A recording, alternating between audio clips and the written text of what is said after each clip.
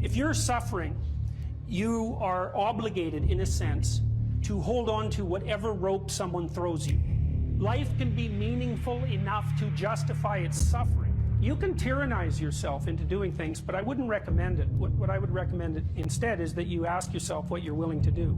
It's a really effective technique. It's like a meditative technique. That's when life is worthwhile.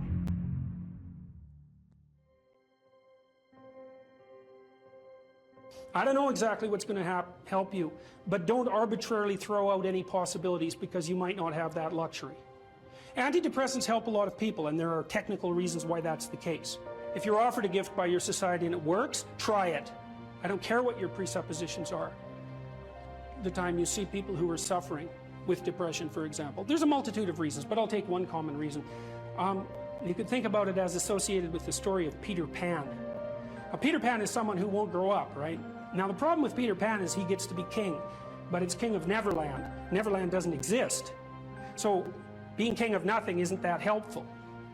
Well, one of the things that you often see with people who suffer from depression, and I'm not making a blanket statement about the cause of depression because there's lots of them, is that people who don't have enough order in their life tend to get overwhelmed. So for example, if someone comes into me to see me and they say they're depressed, I always ask them a very standard set of questions. Do you have a job? If you don't have a job, you're really in trouble in our society. First of all, your biological rhythms tend to go off the rails right away because there's no reason to go to bed at any particular time and there's no reason to get up. And for many people, if they don't get up at the same time, they foul up the functioning of their circadian rhythms, and that's enough to make them depressed right off the bat, especially if they start napping during the afternoon. They also don't have a purpose. People aren't good without a purpose, and this isn't hypothesizing. We absolutely understand the circuitry that underlies positive emotion. When you're attending to something you're interested in and you're engaged in it, that's when you're alive. That's when life is worthwhile. It's so worthwhile that in those moments you don't even ask the question about it. The question itself goes away because the meaning that you're united with is so powerful that it can push back the adversity that would otherwise characterize life. Nietzsche said, the person who has a why can bear any how. We know how it works. Almost all the positive emotion that any of you are likely to experience in your life will not be a consequence of attaining things. It will be a consequence of seeing that things are working as you proceed towards a goal you value. That's completely different, and you need to know this because people are often stunned. For example, they finish their PhD thesis and their presupposition is that they're going to be elated for a month, and often instead they're actually depressed, and they think, oh, what the hell, I've been working on this for 7 years and I handed it in, and what do I do now? And that's what depresses them, right? It's the what do I do now? Well, they're fine if they enjoyed it pursuing the thing, as long as it was working out. They get a lot of enthusiasm and excitement out of that because that's how our nervous systems work. Most of your positive emotion is goal pursuit emotion. If you take drugs like cocaine or amphetamine, the reason they're enjoyable is because they turn on the systems that help you pursue goals. That's why people like them. So if you don't have a job, you got no structure, that's not good. Plus, you tend not to have a point. So you're overwhelmed by chaotic lack of structure and you don't have any positive emotion.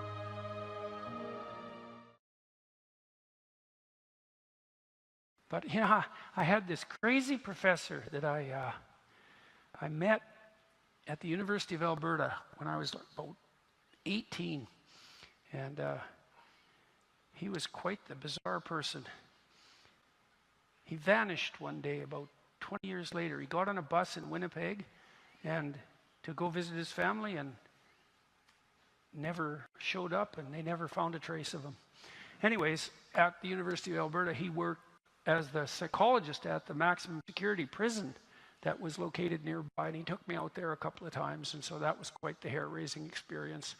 And I met some pretty serious psychopaths in the Edmonton maximum security prison. And he was a funny guy. This Thauberger was his name. He used to give us multiple choice tests, did a course on creativity, and now and then he'd throw in a multiple choice test question, and all 4 answers would be the same, which I thought was, I guess that was creative, and it was certainly funny, I thought. And you know, some of the students really hated him, but I thought he was great. He was really cool. And what did he say about suicide? You can always do it tomorrow. Yeah, well, that's pretty good. It's pretty good. That's a pretty good piece of advice. It's like, you know, you don't get to do it twice if you're successful. So, is it not possible just to wait? Can you just wait? And that's pretty generic advice, but it's definitely worth thinking about, because it's final act. Then I would say too, let people around you know. You don't want to keep that a secret. And if you don't have anyone to tell, really it's time to go to the hospital and tell someone. And you tell, when you go to the hospital, you say, I'm suicidal. And I have a plan, and here's my plan. And that's, by the way, how you assess someone for suicidality, because depressed people, lots of people get depressed, will have suicidal thoughts, and they're far from rare. And so then you might ask yourself, well, how do you know when someone's suicidal? And they're suicidal when they say to you, you say, well, do you ever think self-destructive thoughts? And they say, yeah, in my father's house, there's a basement and there's a pistol down there, and it's in the top right-hand corner of the bureau, and I know the bullets for that gun are in the bottom left-hand drawer, and I've taken that gun out of that drawer and I've toyed with it, and I thought, my parents are leaving next week for a weekend, and they won't be back, and I could go into the bathroom and put the barrel in my mouth and end it. It's like, that's a suicidal person. And you know that because they're not just being plagued by vague thoughts. They have a fully detailed, implementable vision of their death. And that's not good. And so if there's anybody in the audience who has that sort of fully fleshed out fantasy, I would say, tell someone, or more than one person. Tell the closest person you have to someone who cares, and if you don't have anybody to tell, then go to the hospital and tell them, because the probability is pretty high if you're suicidal that there's actually something wrong with you, that you're ill in some manner, and maybe you're depressed, but there's a lot of reasons to be depressed. Sometimes you might be depressed because you just have a terrible life, and that's very complicated. But sometimes you're depressed because you have an immunological condition, an inflammatory condition, or you're ill in some way that hasn't been diagnosed, or you have seasonal affective disorder and your circadian rhythms are off. Like, there's a lot of reasons that you can get desperate enough to be suicidally depressed, and there's always the possibility that that can be fixed. And it's tricky, because when you're depressed, you definitely think that the future is dismal, and the past is dismal, and the present is unbearable, and the future is definitely worse, and it's all your fault besides. And that's basically the depressive cloud. It affects everything. It's very low level, profound, deep brain and psychic state. But it's generally rectifiable, and since you can always do it tomorrow, you might as well run the whole gamut of treatments before you make the final decision. So that's what I would tell people who are... Oh, and the other thing too, you got to understand too about suicide is that if there are people around you that love you, it's pretty likely that they'll never really recover. And so, you might be thinking that if you took yourself out, you'd be doing the people around you a favor, and often people who are depressed, they really believe that. But, I've had lots of clients who were pretty damn traumatized by a familial suicide, and they just torture themselves for the rest of their life thinking, what if... Well, I had one client, for example, her relative committed suicide an hour after she missed a phone call from him. It's like, how the hell do you recover from that, Because you just think, well, if I would have just been there, and then you can't talk to the person about it. There's no real way of rectifying that. You just live with that guilt, and it's a pretty damn awful thing. That's why most societies regard suicide as a crime, because you leave an aftermath of catastrophic destruction in your wake, and that's also not a good thing. So, if you're depressed, you're going to think it's going to be better for everyone else if you're just gone, but generally that's far from the truth. almost inevitably it's far from the truth. So those are some things you need to know on the suicide analysis and prevention front. There are people who are neurologically damaged, who have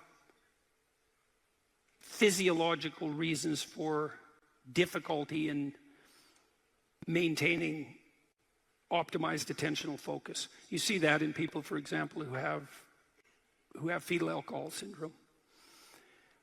Most of the time, as far as I'm concerned, it's a rubbish diagnosis.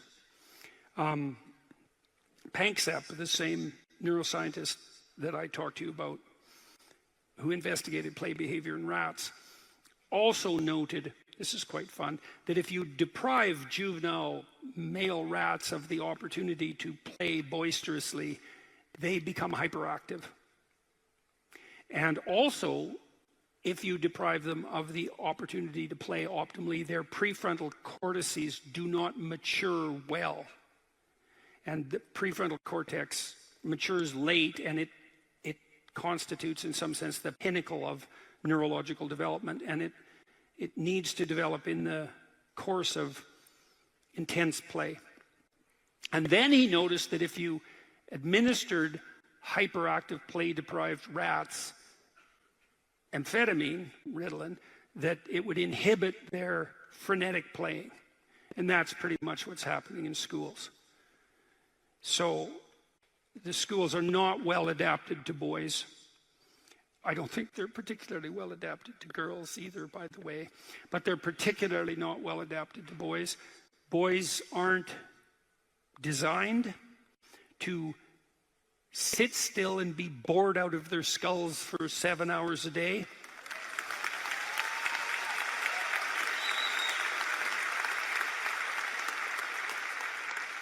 And there are boys with particular temperaments who are even less inclined to be able to do that.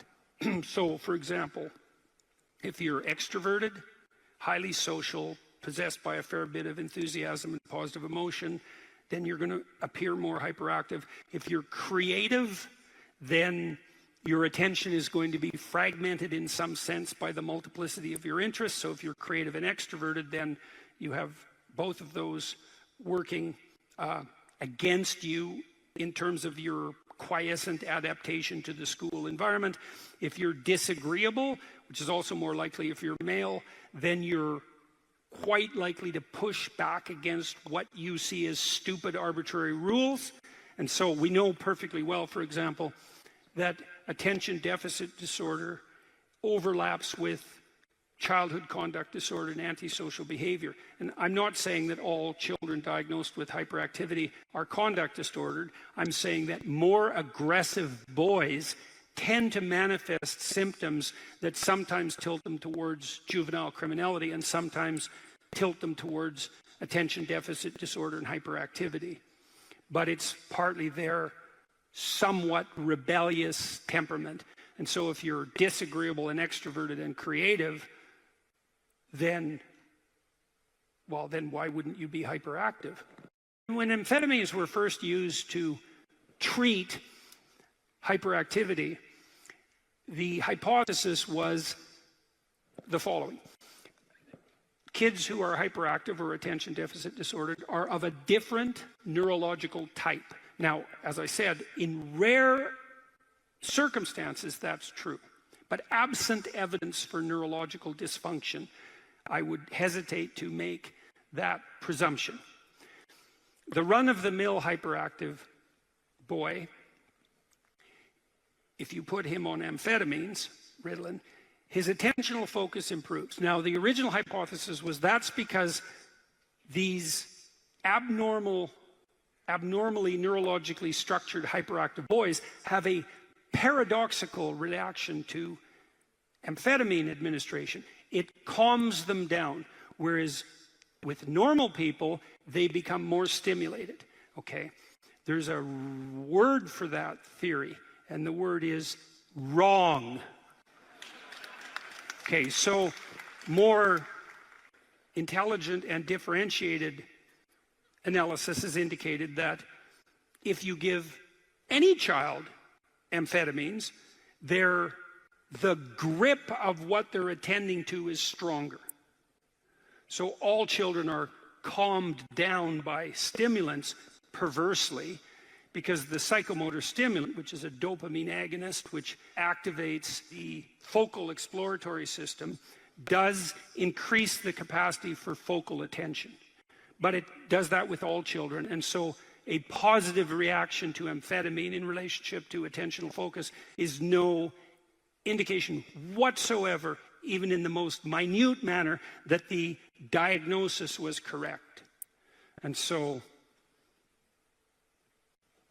I don't buy it, except in these rare cases, is that we use amphetamines to conveniently modify the behavior of bored boys, because we're too stupid to construct our education systems in a manner that doesn't drive them mad.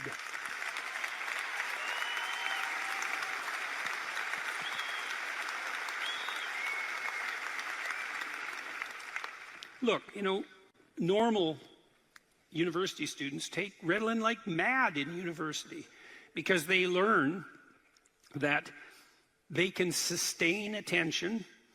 Whether that's productive or not in the long run is a whole different issue, but they can sustain attention with less effort if they use amphetamines. Now, that's a degenerating game, fundamentally, like most drug use.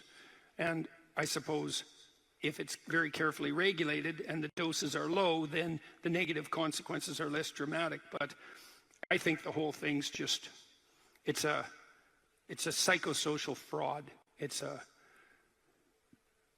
what do they call that? When a system produces there's a name for a disease that's created by doctors. I can't remember it. What's the word? Iatrogenic? Iatrogenic? Yeah, that's right.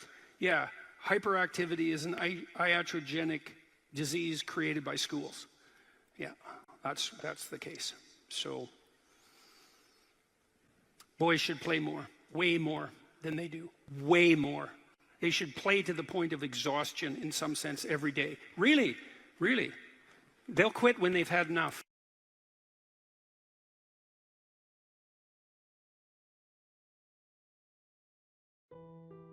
I plan on taking my own life very soon. Why shouldn't I? Well, I'm going to assume this isn't a casual question, that's being put out for the purposes of display. Well, the first thing I would say is you have to think very carefully through the consequences of that for other people. So I've had clients in my clinical practice who never recovered from the suicide of a family member. Decades later, they're still torturing themselves about it. And so that's what you leave behind. Now, the problem is you might be dreaming about that, because maybe you're feeling that life has been twisted against you and that people deserve to suffer for the misery that they've imposed upon you. But I would say think very, very carefully before you go down that route. It's a terrible thing to leave people with. And so part of the reason that suicide has been illegal in most societies is because it absolutely devastates the people you leave behind. And you might think, well, if you're really depressed, then maybe you're really depressed. That's a possibility. You might think, well, those people would be better off without me. It's like, and if you get really depressed, you can think that way, and you can even get to the point where you can't think any other way than that. And I would say, if you're at the point where you can't think any other way than that, then you should tell someone and you should go to the hospital. Because that can happen, it can happen if you get depressed. And there are treatments for depression, and many of them work. For some people, antidepressants work like mad. Now, they don't work for everyone, and I'm not claiming that they're a panacea, but they certainly beat the hell out of suicide, right? And even if they have some negative side effects, and sometimes they do, quite frequently they do, the negative side effects aren't fatal. It's like, well, there's the possibility that your condition is physical, that you're ill in some way, either physically or perhaps you have a psychological problem. Maybe you were hurt, or there's lots of reasons that people get depressed that are very, very complex. I would say don't give up hope and do something final before you've explored all possible options. And if you haven't talked to a psychologist, you haven't talked to a psychiatrist, you haven't tried antidepressants, you haven't revealed to your family or people that care for you that this is how you're feeling, then you owe it to yourself and them to explore every possible avenue before you take such a step. And then you don't want to deprive the world of what you can bring to the world. That's the other thing, you know, you have intrinsic value, and you can't just casually bring that to an end. You leave a hole in the fabric of being itself. So, you know, a wise man that I once worked with said, he was a very strange person. He was a psychologist at the maximum security prison in Edmonton, and I worked with him for a while, briefly, very briefly, at the prison itself. And he said, you can always commit suicide tomorrow. And that's a very, like, it's a flippant statement in some sense, but he meant it in a very serious way. It's like, you only get to decide that once, and you can put it off. And so I would say just put it off, and then put it off some more, and then put it off some more, and see what you can do to put yourself together. You know, you explore every possible option. And if you're so hopeless that you have a suicidal plan, which is a real sign of danger, if you really know how you would do it and you've thought it out, then I would say, tell someone, for God's sake, tell them, or go to a hospital and tell them. And for sure, try antidepressants, but what the hell do you have to lose? So do everything you possibly can to address the issue before you do something like that. And do give some thought to the people that you're going to leave behind, because believe me, you may just absolutely wipe them out in a way that they will never recover from. You cannot fix someone's suicide. You're stuck with it. And you think you torture yourself for the rest of your life. If I would have only known, if I would have only said something different. This particular client talked to her relative, a sibling, who committed suicide like 20 minutes before he committed suicide, probably after he took the pills. You know, and she was kind of preoccupied because you don't know that the person at the other end is at the end of their tether. And she never forgave herself for not responding properly in that last phone call. That's a hell of a thing to leave someone with. And the final thing I would say is, don't be so sure that your life is yours to take. You know, you don't own yourself the way that you own an object. You have a moral obligation to yourself as a locus of divine value, let's say. You can't treat that casually. It's wrong. So those are the reasons. Explore everything you can explore to put yourself back on your feet. All the things, there's all sorts of treatments for depression. Don't leave the people around you with that to suffer from for the rest of your lives. Don't underestimate your value in the world. And don't underestimate the fact that suicide is wrong. And so those are 4 reasons why you shouldn't end your life soon, or at all, for that matter. So, our daughter ended her life at 24 due to depression. If someone is determined to end their life, how can one change their mind? Oh, well, first of all, I'm very sorry about that. That's a terrible thing. Look, I had this friend.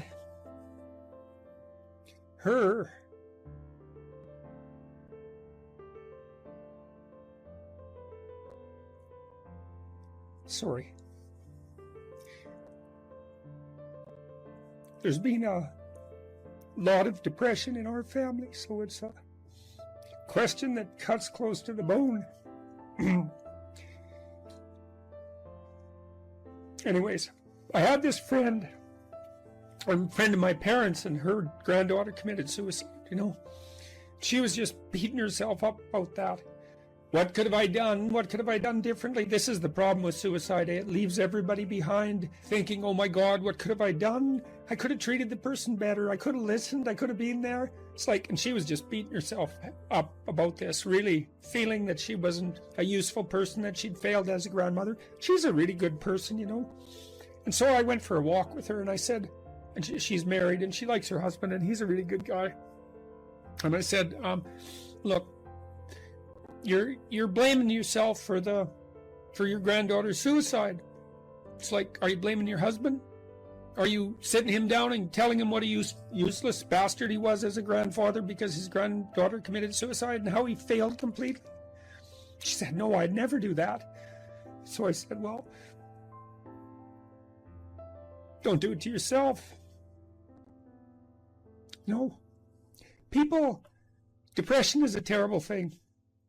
And many, many, many things cause it. And we don't understand. We understand some of them, but lots of them we don't understand at all. You know, sometimes people get depressed because they're really sick. We know that depression can be an inflammatory disease. It might be associated with autoimmune dysfunction. There's lots of reasons that people get depressed, and depressed people can go places that are so dark you just cannot imagine it. And it isn't necessarily the case that you can always rescue someone, you know.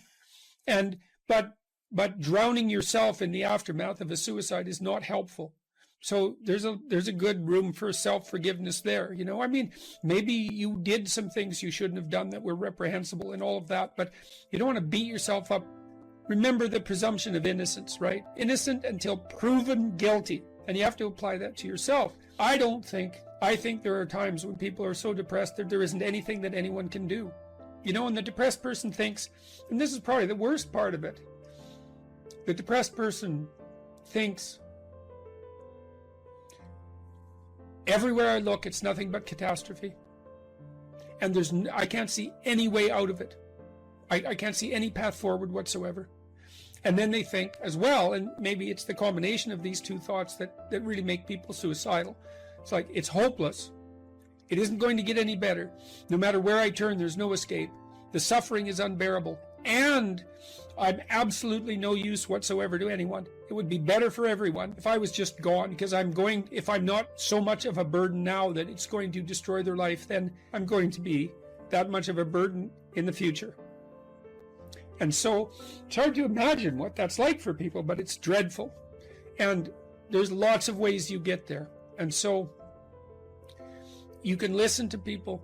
You can desperately encourage them to seek the help they need. You know, like I've seen antidepressants work miracles on very, very many people. Now, they don't work for everyone, and they're not a panacea, but, you know, they have side effects and all of that. But one of the side effects of untreated depression is that you kill yourself, and there is no recovery from that. And the probability is actually rather high.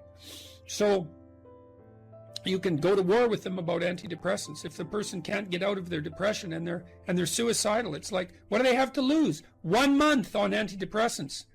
They'll know. Well, they might have to experiment longer, because it would depend on, you know, some people respond better to some classes of antidepressants than the others. It's worth having a war with someone if they're in dire straits and they won't do everything they can to get better.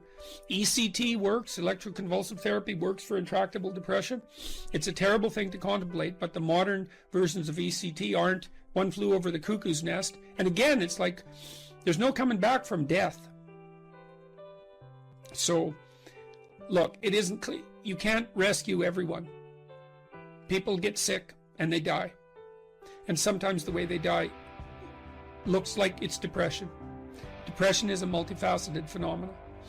You can be there for them, you can listen, you can watch, you can intervene, you can try to understand, you can hold them accountable, you can do all of those things.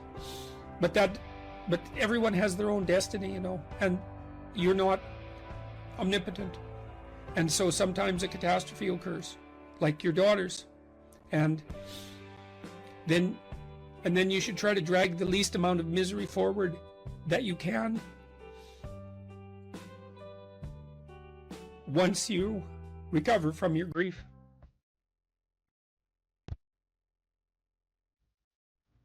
You know, if you take people, then you expose them voluntarily to things that they are avoiding and are afraid of, you know, that they know they need to overcome in order to meet their goals, their self-defined goals.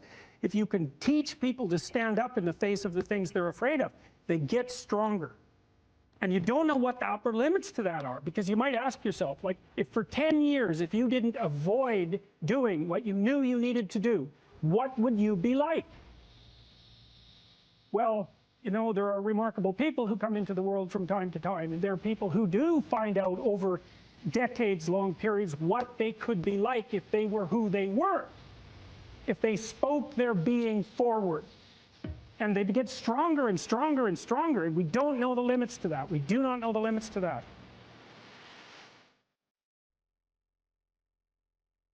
Probably running at about 51% of our capacity. Something, I mean, you can think about this yourselves.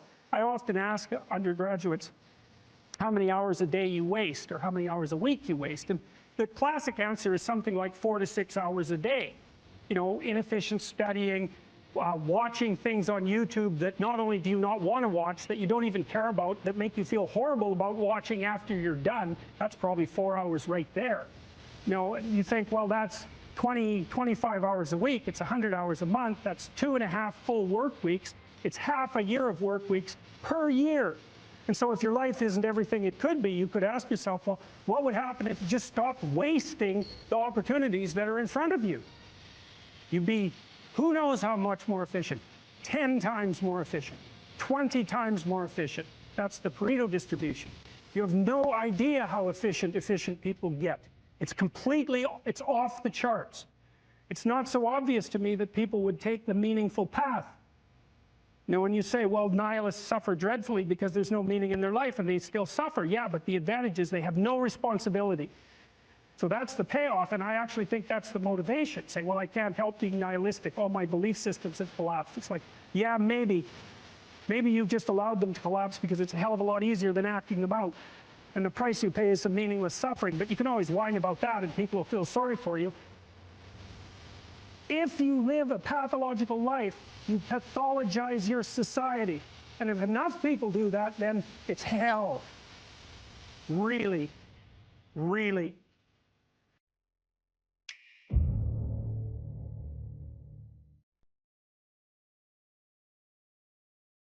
If you're thinking about your past, what it means is you haven't analyzed the causal chains. Because you might say, well, why do you remember your past? Well, you might say, well, it's in order to have an objective, record of the past. It's like it has nothing to do with that. There's only one reason you remember the past, and that's to be prepared for the future. That's why you remember the past.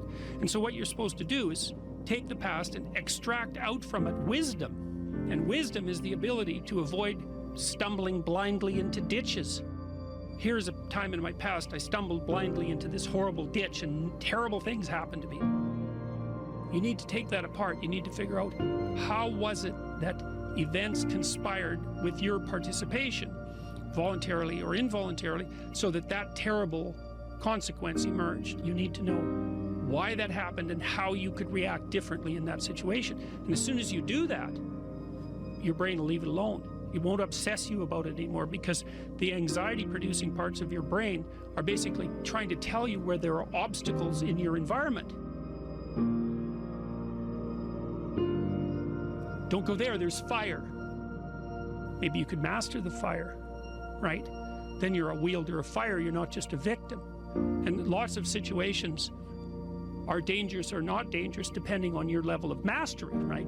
Life is like that. And so a negative emotion that's associated with a memory is something that's crying out for mastery, and writing can really help with that. You're reorganizing your brain when you write autobiographically. Imagine memories can be stored at different levels of your brain, from sort of primordial, reptilian, image-laden areas that are very emotional, up to finely articulated plans for your future life. Well, you want to take everything that's negative and emotional and transform that into a fully articulated vision for your future. And that frees you of your past. You shouldn't be thinking about your past. I mean, maybe if you're 80 and you're going over a well-spent life, that's a whole different thing. But if you're 30, 35, or 20, and most of the time you're thinking about your past, it's like your soul is trapped back there. You need to free it through investigation. And the metaphysical language is appropriate, because that is, in a sense, what you're doing. You're trapped in the past. It's like you got to break free of that so you can use all your resources to move ahead into the future.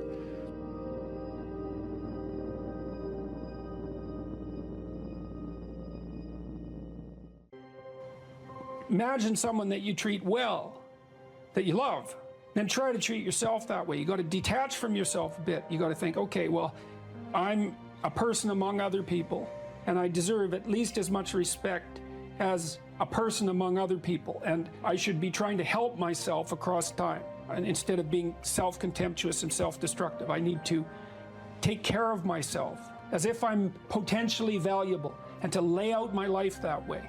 And so that's what that chapter is about. And it's hard for people. You know, they don't take care of themselves as well as they should. And I don't mean, you know, take care of yourself. I mean, that isn't what I mean. It's like, it's not a moralistic attack. It's like, it's an encouragement to give yourself a bit of the benefit of the doubt. Take care of your room, take care of your things, like have some respect for yourself. It's like there is a lot of potential within you, and there's many things that you can do, and you're necessary more than you think to the unfolding of things. Like if you make a bunch of bad decisions, things get worse, not just for you, like things get worse. And so it matters what you do. And so part of what you do is you want to treat yourself as if what you do matters. And so you want to have some respect for yourself. Young people like to think about ways to change the world, right? And that's actually a positive part of their development. It's a stage that the developmental psychologist Jean Piaget called the messianic stage, and he associated that with late adolescence. While young people want to change the world, the problem is that that's been harnessed into attempts to change other people. But that isn't what you should do. If you want to change the world, you should change yourself. In the sense that Alexander Solzhenitsyn said when he analyzed the Soviet Union, he said, don't be thinking that the line that divides good from evil runs down a political spectrum or countries or something like that. It runs down right down the middle of your soul. And if you want to sort out the world, then what you do is you sort yourself out. It's a serious business. They say it's more difficult to rule yourself than to rule a city, because you're complicated and there are horrible monsters inside of you that need to be tamed and to be brought into alignment and submission so that you can be a powerful and useful person. And instead of rushing out there to change the world by changing other bad people, that they should look inward and sort themselves out properly. And if you have a memory that's more than 18 months old, approximately, and when you pull that memory up to mind, if you still have an emotional reaction, that means you haven't fully articulated the memory. You haven't analyzed it causally. You haven't freed yourself from its grasp, and you're carrying it like a weight. And your brain responds to that. Like the more weight you're carrying like that, more baggage, let's say, the more of the stress hormone cortisol your brain produces. And cortisol makes you old. Divide your life up into 6 epochs. And then divide each of those, that might be, say, birth to kindergarten, and then maybe elementary school, and then maybe junior high school, however you want to do it. And then to write about the emotionally significant events in each of those epochs, and then to describe their effects on you, and then to analyze how you did in those situations, what you might have done differently, what you might do differently in the future, to straighten out your past. And you know, people are very, very, very, very tough. And it turns out that if you face things, that you can put up with a lot more than you think you can put up with, and you can do it without becoming corrupted. And she did recover quite fully, and much as a consequence of her own machinations, because she figured out what was wrong with her and then took the necessary steps to fix it, which is nothing short of a bloody miracle as far as I'm concerned. And anyways, part of the cat bit is, I actually start by talking about our dog, who actually died about a year ago, but he's still alive in the book. I let people know, because dog lovers love dogs, and if you love cats, then they think you don't like dogs, and then they think they don't like you. So I also point out at the beginning of the chapter that, if you want to pet a dog on the street, that's okay too, so you don't have to get up in arms about it. But the idea is that, you have to be alert when you're suffering. You have to be alert to the beauty in life, the unexpected beauty in life. And that's kind of what I was trying to get across with the idea of the cat. And there's this cat that lives across the street from us called Ginger, and Ginger's a Siamese cat. And cats really aren't domesticated, technically speaking. They're still wild animals, but they kind of like people. God only knows why, but they do, And so Ginger will come wandering over, and our dog looks at her, but they're friends, and she rolls over on his back, and Seiko used to, nose her a bit, and then she'd kind of mosey over and let you pet her if she was feeling like it that day. And you have to look for that little bit of sparkling crystal in the darkness when things are bad. You have to look and see where things are still beautiful and where there's still something that's sustaining. you know, you narrow your time frame and you be grateful for what you have, and that can get you through some very dark times, and maybe even successfully if you're lucky. But even if unsuccessfully, then maybe it's only tragic and not absolute hell. And you can do that, you know, in the worst situation. You can make it only tragic and not hell.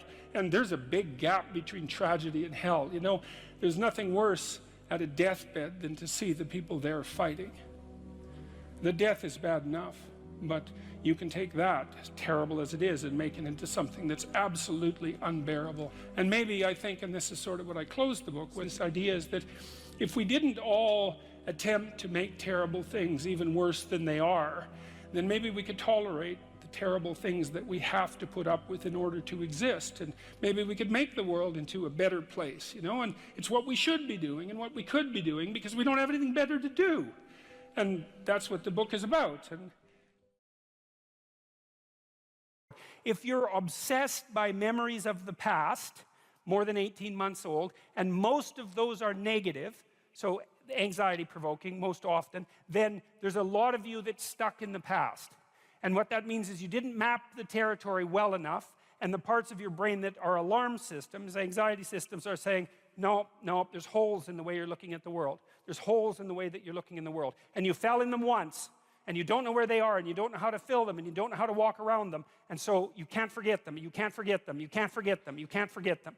So you have recurring nightmares, for example, are a good example of that sort of thing happening. But in any case, if you have memories like that, you remember them, they make you feel anxious and negative, you're stuck back there. Your body is still reacting as if there's an emergency that could happen again that you haven't fixed. And it doesn't matter if it was your fault, that's irrelevant, because the alarm system doesn't care. Like, when your smoke detector goes off, it isn't relevant whether it was your fault. The smoke detector just says, house is on fire, and that's a bad thing. And your anxiety systems are like that. If they're tagging old memories with anxiety, then you have to do something about it, or you will be tortured by those memories forever, because that's how the alarm system works. And so maybe you need to go back there and clean things up. You got to figure out, okay, well, how did this happen?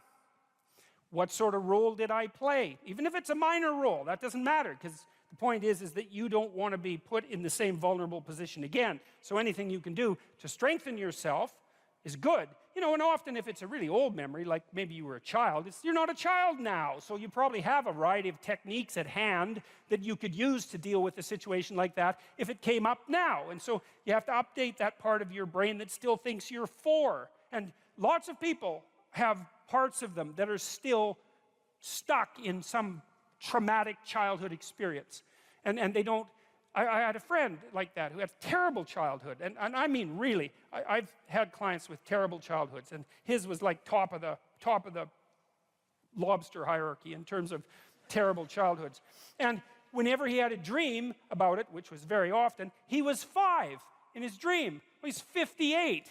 You know, he's not 5, but hadn't been updated, and so he was still 5 in his dreams. It was a complete bloody nightmares for him, complete with all sorts of terrible physiological symptoms, really hurting his life. He couldn't get himself updated, and he's much older in his dreams now, by the way. He's up to about 45, so which is way better than 5, you know, because you can't fight back when you're 5, but you can fight back when you're 45, especially if you have some, you know, some experience at your disposal. So anyways, you need to know where you are. So let's say where you are is, well, you're on this stage, and you're on this side of the stage, and you decide that you're going to go over to that side of the stage, just to show that you can. And you're making the decision, the same decision that, you know, the famous chicken who is going to cross the road. Why does the chicken cross the road? Well, if it's a sensible chicken, it's because it assumes that there's something better on the other side of the road. It's like, or maybe it's random curiosity, but then it just gets picked off by a dingo or a coyote, so that's not so good. The other side of the road is better, so away the chicken goes. So that's what you're doing. You're going somewhere slightly better. And so that's good. Technically, it's good.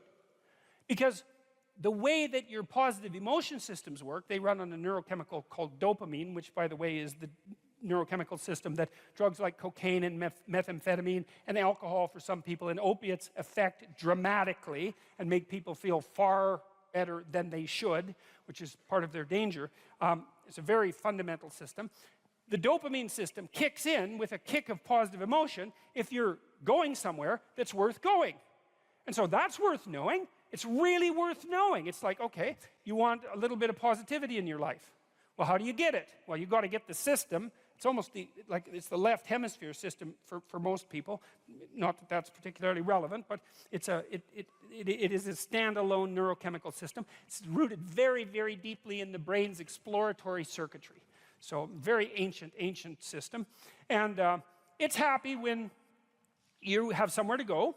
That's the first thing. And then it's also happy when you're going there. And so if I'm on this side of the stage and I want to go over to that side of the stage and I see that there's a nice clear pathway, I could just go straight down this line, then I look at that and I'm actually a little happy. I'm not ecstatic. I mean, who the hell cares if I get to the other side of the stage, right? I mean, it's a small piece of my life, but it's not nothing. It's something. Okay, and so I look at the pathway and I think that's a good pathway and I feel a little positive. And then if I move here and then I see that little table right in the way between me and the other side of the stage, then I feel a little negative because I don't want an obstacle in my pathway. And so that's really how you're looking at the world, by the way. You don't see objects. It's not the right way to think about it. We don't see objects and then think about them and then evaluate them and then decide how to act on them. Or if we do it rarely and slowly and with a lot of thought. What we see instead are pathways with tools that will move us forward or obstacles, right? And there's no obstacles here, and there's a nice flat road, and so great. Positive emotion. This is a task I can undertake. The sailing is clear. It's a good day. And then I'm here, and it's like, yeah, well, that's a little annoying. I get a little pang of disappointment, let's say, anxiety. Can I make it around that obstacle? I'm fairly confident. I've done this sort of thing before. So I can take the rough route, and I can, walk forward like this, and then I can do this great trick, which is just this, and then, I've circumvented the obstacle. Now, if I didn't know how to do the little bit of circumvention, then that would be a real problem, right? Because I couldn't get from point A to B, and that would screw up my plan. But I do have that particular skill set, so it's a minor disruption to the perceptual set that I'm using to organize the world.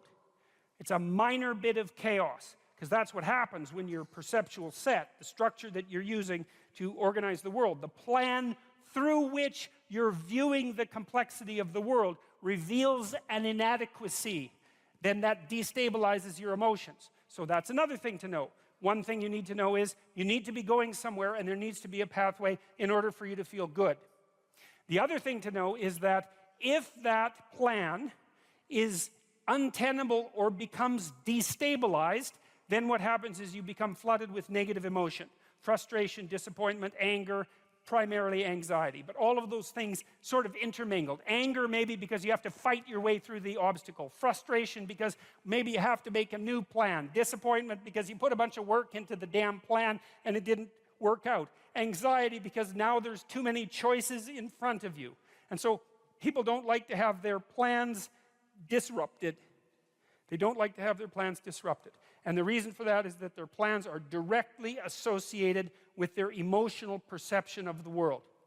And so, that's a good thing to know too. That's why, what it is you've decided that you're going to go to like a Korean restaurant for dinner, and that's fine, and then it turns out that you can't, and maybe you have to go to a Greek restaurant, and it's like, who cares, right? Unless you hate Greek restaurants. Korean restaurant, that's pretty good. Greek restaurant, that's pretty good. You're still going to be annoyed that your plans changed. Well, why? Well, because it's annoying to have your plans changed. It disrupts the structure that you use to stabilize your perceptions of the world. And it throws you momentarily into a state of chaos. Not much. Now, how much chaos? This is interesting. We don't know. Let's say you wake up one morning and you have an ache in your side. It's like, well, you don't have an ache in your side. What does it mean that you have an ache in your side? Well, you don't know. Like, maybe it means you pulled a muscle, and like, who the hell cares? Maybe it means you have cancer, and like, you're going to be dead in 6 months. The whole range of possibility is there. you know, and some people will assume one thing, it's like, that's nothing, and some people will assume the other, and all of them will be right sometime. And so the question is, how do you calibrate something like that? And the answer is, well, we tend to guess at it. We guess at it temperamentally. So one way we guess at it is we have our set points for negative emotion. So it's neuroticism trait. Some people will be a lot more nervous about a small level anomaly than others. And maybe they'll go to the hospital first and they won't die. And then, or maybe they'll be freaking out all the time and they'll be a hypochondriac, right? So there's pros and cons about being nervous like that. The other person's very emotionally stable. They don't worry about much. They think, it's nothing. And then, you know, by the time they get to the hospital, it's too late. Hey, that's how the dice roll. That's one way that you guess. It's determined in large part genetically. Not completely, but in large part. Another part is your position in the hierarchy. You know, so the issue is, well, how safe are you in life? And the answer is, who knows? But one of the way you guess is, well, are you good at things? You know, because if you're good at things and a problem comes up, you can probably solve it. And then you might think, well, how do you know if you're good at things? And one answer might be, well, other people think you're good at things. Because you're really kind of comparing yourself to other people when you're thinking about whether or not you're good at things. And so if it turns out that you're in a hierarchy and you're fairly high in the hierarchy, indicating a certain degree of competence, then your nervous system, under the control of the serotonin system, dampens down your negative emotion. It says, look, you know, all things considered, you're probably pretty safe. And that's nice, but it also means you don't like having your position in the dominance hierarchy challenged at all. Because if you get tossed down the hierarchy, let's say you get fired, well, it wreaks havoc with your serotonergic function. It makes you defeated, like the defeated lobsters that I wrote about. And then all of a sudden, you're way more susceptible to negative emotion. And who wants that? And so that's why you don't even like to lose arguments. You know, you lose a little argument, it's like, whoop, down the dominance hierarchy a bit, up, emotions are a bit destabilized. It's no damn way, I'm right. And why? Because I want to keep my neurochemistry in check. And no wonder. Well, the thing is, sometimes it's better to learn than to insist upon being right, because learning works better for the future. But you get the point.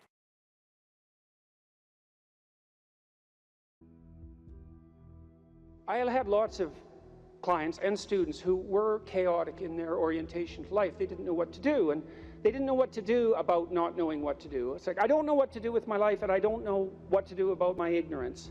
And my reaction to that, in some sense, wasn't exactly the reaction of a clinician, because, not a typical clinician, because typical clinicians are liberal Protestant in their fundamental orientation, and they tend to think of psychological development as something like self-actualization, right? It's really a self-development process. But that wasn't my observation, partly influenced by the developmental psychologist Jean Piaget. I had a more communitarian view of human development than that, and my observation was that most people find the cardinal meanings in their life not as a consequence of the development of their self, whatever that is, but in service to other people, in the adoption of responsibility. You know, because you're told, be responsible, and it's a finger-wagging thing again, you know, that if you were a good person, you be responsible, you do your duty. But no one ever says, well, because that's where you find the abiding meaning in your life, and you need that meaning to sustain you through suffering. And that's definitely the case. You know, I was very ill for a number of years, and a lot of what got me through that wasn't my own special nature, let's say, but the support of my family and the support of my friends and the support of the broader community made a huge difference, not only psychologically, because I knew people were supporting me, but also practically. You build yourself a community. You sacrifice yourself in the service of other people, not so much because you should, although you should, but because that is where meaning is to be found, and you need a deep meaning to sustain you through tragedy. That's the arc. And you find that deep meaning, and you know, there's a notion that it's better to give to receive than to receive, and it sounds like a Hallmark greeting card in some sense, and people are cynical about that too. Well, yeah, you say that because you should be good and think that, but if you watch yourself, you'll see that it's true, because one of the things that's been really pronounced element in my life is that, you know, people thank me from time to time for things that I've done or said, and there isn't a better experience than that, you know, that you've put something out that's actually a manifestation of what you truly believe, and the consequence of that is part of the redemptive process for someone else. There is nothing that's better than that. Zero, nothing.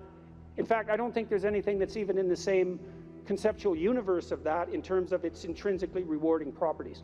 There's nothing better than to have people, perhaps particularly people you've never met, tell you that what you have been doing has had a salutary effect on their lives. And so that's a hell of a fine thing to aim for. And why not aim for it, you know? Because you could do it. If you put, I wouldn't even say necessarily that you put other people first, because I think that's a mistake, but I do think it's the case that you treat other people in the manner that you would wish to be treated if you were treating yourself properly. And that's also a sophisticated thing, right? To learn to treat yourself properly. Because that doesn't mean you get to fulfill every momentary whim, because that's what you do when you're 2, and 2-year-olds can't live without their parents. You know, you have to be wise enough to govern your current behavior in light of the future. And that's really what it means to be an adult. It's what it means to forestall gratification and to attain the responsibility of an adult. And the reason that you should do that, because you should, is because it's actually better, you know, in all ways. It's a panacea for suffering to adopt that responsibility. So I would tell my clients and students as well, it's like, well, let's just take a look at where other people find meaning. You know, and we'll see how your life matches with that. Do you have an intimate relationship? Yes or no? The right answer is yes. Now, maybe not for you, and maybe you don't right now, and maybe you have your reasons not to because you're a singular person in that regard, but probably not. Because that's like a third of life. And so if you don't have that, that might be one of the reasons you're not doing so well. And the fact that you don't have it might be an indication that you're not oriented in the proper direction. Oh, I can give you an example of that. I had many people question me when I was just on tour. This is a question that came up quite rapidly, often in the Q&A sessions. How do I find the right person when I'm dating? How do I find the person who's right for me when I'm dating? And I got that, or on the internet. I got that question like 3 times in a row, and I thought, because I always think this, what about that question? What's wrong with that question? Something wrong with that question. How about, how do I conduct myself so that I am the best possible partner? Now that's a whole different, right? That's a whole different conceptual universe, and virtually no one ever asked that question. And I would say, well, if you want an answer to the first question, which is how do I find the person who's right for me, you actually start by asking the second question, which is what can I bring to the table for someone else? And if you're really good at bringing something to the table for someone else, hey man, people might be lining up to be your partner. And if they're not, then you might think, well, maybe I'm just not bringing the right thing to the table. And that's worth thinking, especially if you're desperate, you're lost, and you're alone. It's like, maybe I got this wrong. And I usually sort of top that with the suggestion that even if you did find the person who was perfect for you, and they're that perfect, what makes you think they wouldn't take one look at you and run screaming away? And they likely would if they were that perfect, because, you know, really, are you that much of a catch? And if you think you are, you know, that might be part of the problem. So look, so that's one, right? Intimate relationship. So I would say to you at the crossroads, develop a vision for your relationship. You know, there's a gospel saying, which is, of course, impossible to comprehend or believe. Knock and the door will open, ask and you will receive, seek and you will find. And people think, well, no way, the world's not constituted like that. It's like, it goes back to the idea of aim. If you don't aim at it, you're not going to hit it. And you know, it might also go back to a question about what do you mean by ask and what do you mean by want? Because it isn't just some casual request. You know, you're praying to God, I wish I could find my wallet or something like that, as if he's the casual granter of magical wishes, like a fairy with a magic wand. You know, it's not that. Asking means something like this: I am willing to give up everything that I'm doing wrong so that I can put things right, if I could know what right was. And that's you're on your knees when you say that, man. And maybe if you're on your knees, you get the answer. And so that's worth thinking about. So, you know, if you knocked and you wanted to walk through and you asked and you wanted to learn, you know, and you sought because you wanted to find, maybe you would receive and be answered and find, but not without aim. And so I might say, well, look, if you could have the relationship you wanted, you get to have the relationship you want and need, but you have to know what it is. And so then you need a vision of that. It's like, and a developed vision, you know. Not, I need to find the person right for me. It's like, what do you mean by that? No. How about, how are you going to treat your partner when they come home from work? How about something that concrete? Or how would you like to be treated when you come home from work? Or what sort of partner do you want in relationship to their attitude towards children? You have to make it real, you know, like it's the story of your own life, which, by the way, it is. And then maybe you find it, because at least once you've developed the vision, if it manifests itself, you'll recognize it. That's something. Why don't you set your family right? No, you need siblings. Maybe you don't have them. Set your relationship with your parents right. Fix your relationship with your father, with your mother, with your siblings. The same thing. And then what sort of relationship do you want to have with your children? You know, if you could have what you wanted. I had a very good relationship with my children. My daughter, as I said, was very ill, so that made things complicated. But I had a great relationship, and still do, with my son. It's one of the lights of my life.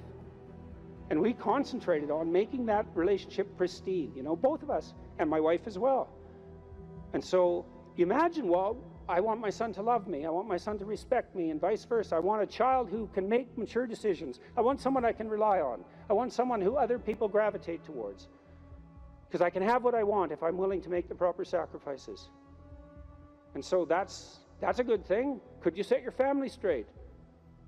Well, you need a job or a career. So what can you offer, and what can you bring the world in that regard? And then I would say, well, if you're thinking about career success in this Tower of Babel manner, then that's a temptation. But you might think, well, how much good could I do if I had the opportunity in the shortest possible period of time, if I went all in? And then there's an aim, man, there's an aim. And then you might think, well, what would that look like? You know, if I was a light to my community, if I was a light to the people I work with, who would I be if I was like that? And then you can conceptualize that, and you can see when you deviate from it, and why couldn't you correct for the deviations and move towards that? And then you might say, well, are you going to make productive use of your time outside of work? Productive and generous use of your time? Productive, generous, and meaningful use of your time. How about that? You're going to control your susceptibility to temptation, regulate your alcohol and drug use, because alcoholism takes out lots of people. Regulate your sexual temptation. You can control yourself for some reason that's worth controlling yourself for. You know, because there's something to being sybaritic. There's at least the momentary pleasure. It's not nothing. And you're not going to sacrifice that, if you have any sense, unless you sacrifice it to something clearly better.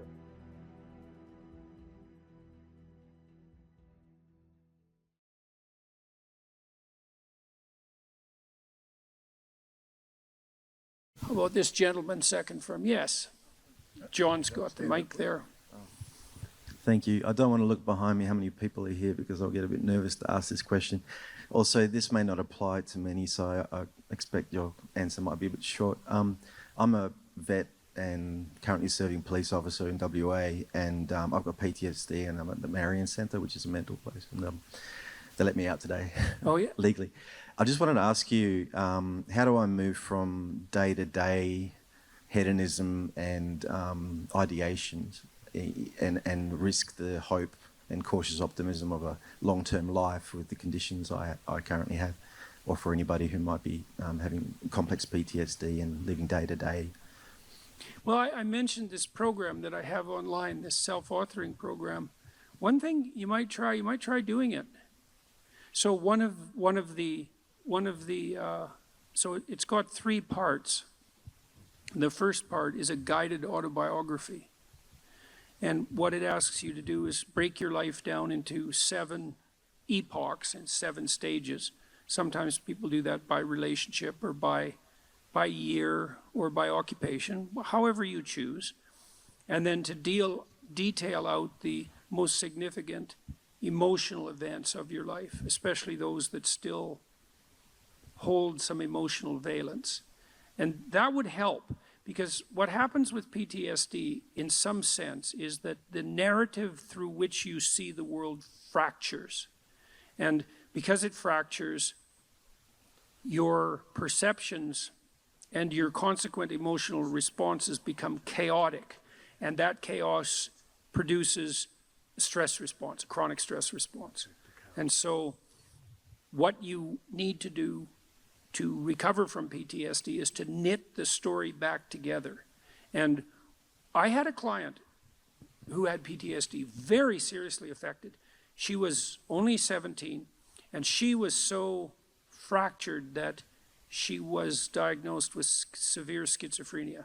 And when I first saw her, she could barely talk, and she could barely focus her eyes, and she would move her hands up and down, and I like she was grasping for something. And I asked her why, and she said that she could see lines in front of her and that she was trying to interact with them. I mean, when your perceptions are fractured, you're in pretty rough shape. And it turned out that she had been terribly bullied by a boy whose amorous advances she had rejected, and he set out to make her life hell, and certainly succeeded. And I had her walk through this past authoring program in the course of therapy. And she could hardly write to begin with. And we went through her life right from the beginning. And as we went through it, she got more and more coherent. And by the time we had brought her up to date, including walking through this catastrophic bout of bullying and the school's absolute inability to do anything about it, she had glued herself back together. So the other thing I would carefully recommend, especially if what traumatized you happened more than 18 months ago, is that you spend some time either writing about it, or another thing to try is just before you go to sleep, bring the memory to mind, and not enough to push you farther than you want to go, but as vividly as you can, and then let it go. Like, don't push yourself harder than you can. You'll see, you want to initiate a process of active engagement with the dragon that burned you, fundamentally. The psychophysiological pattern of active engagement is the opposite to the psychophysiological pattern of involuntary stress. And so if you can practice embodying that voluntary confrontation, then that stance can come to dominate. And that's the stance you want to dominate, because that moves you forward voluntarily into the world. And so, and that, in all probability, that will work. So I had this is a friend of mine. He had PTSD, and he had been brutalized in a Canadian residential school when he was a kid, and it was bloody rough, like Auschwitz level rough. It was really bad. You can't listen to his story without it like breaking down, it's bad. And he told me that he hadn't looked in a mirror for 40 years. He was unable to face himself, And he also told me that when he dreamed, he was still 8 years old in his dreams, same age he was when the cataclysm occurred.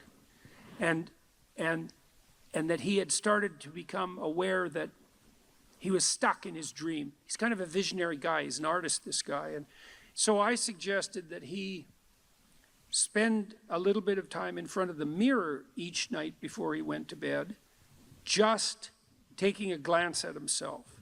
Because he had not looked at himself for so long, he didn't even know how old he was.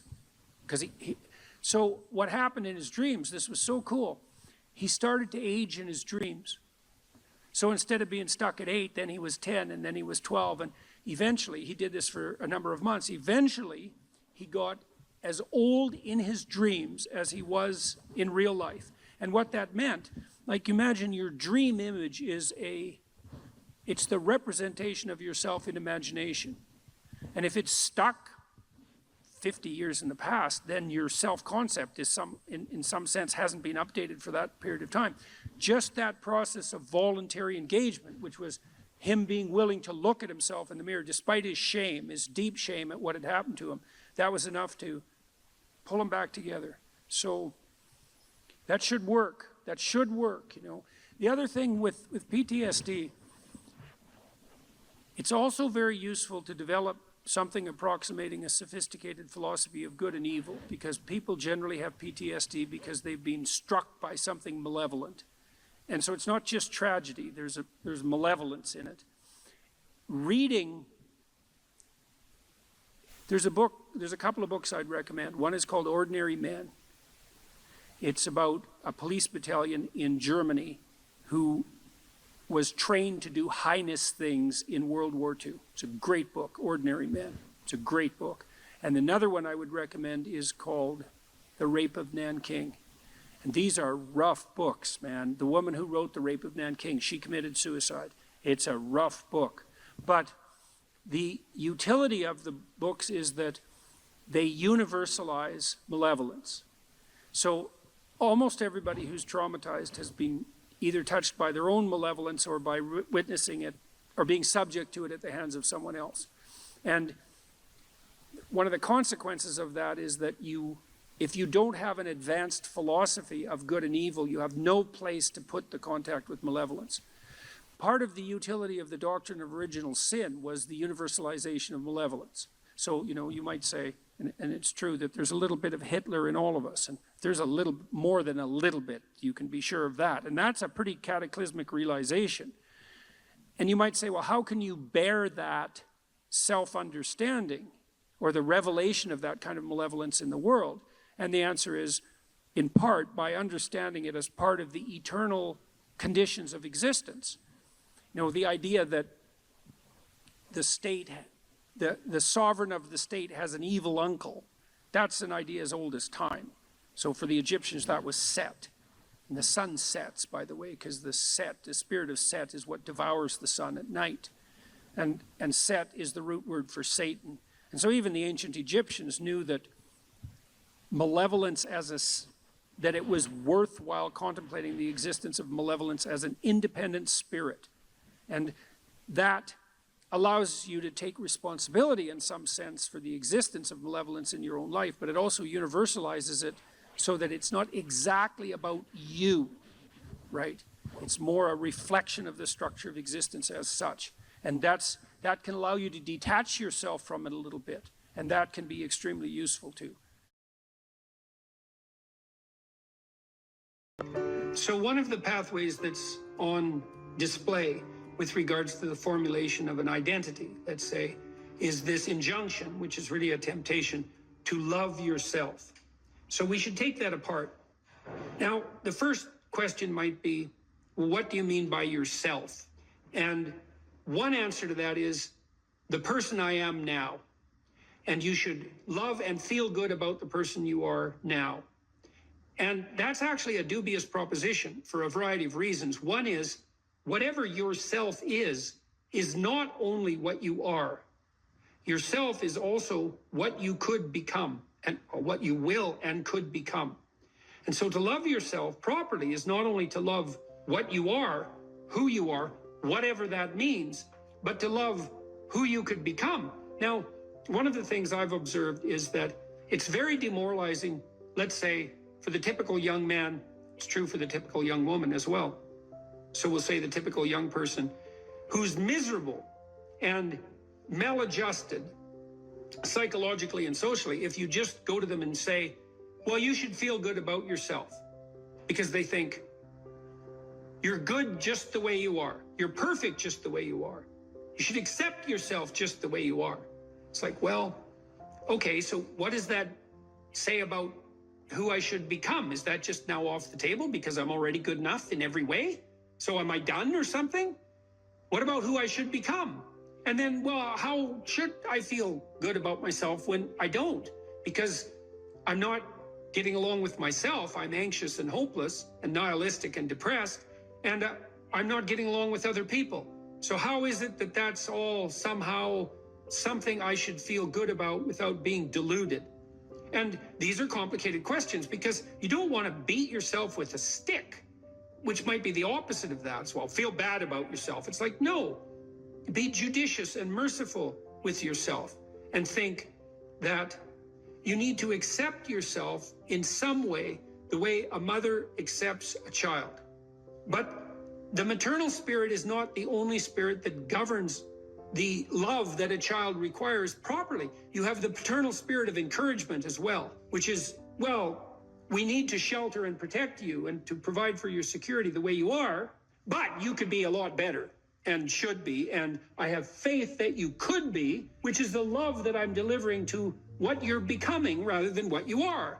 And so love that you direct towards yourself is partly directed towards that maternal care that's sort of the minimum precondition for basic flourishing, combined with an attitude of encouragement towards the possibilities of your being.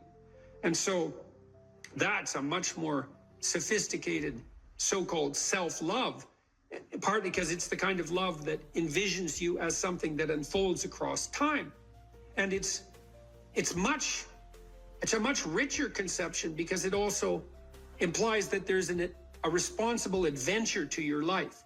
Like you're not all you could be, and there's pain in that, and there's the necessity for a certain amount of judgment about that, and even a certain amount of exclusion, because what you are that is insufficient in some sense should not be allowed to propagate further.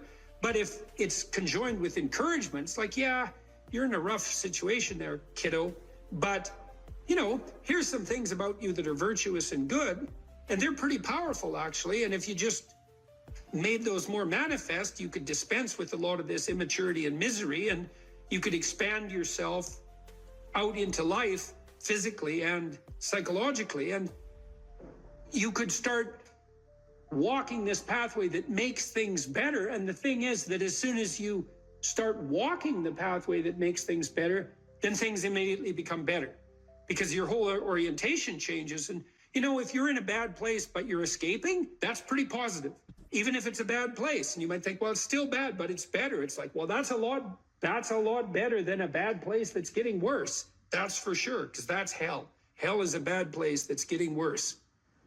That's for sure. And so if you take the bad place and it's getting better, well, it's already not hell. That's a start.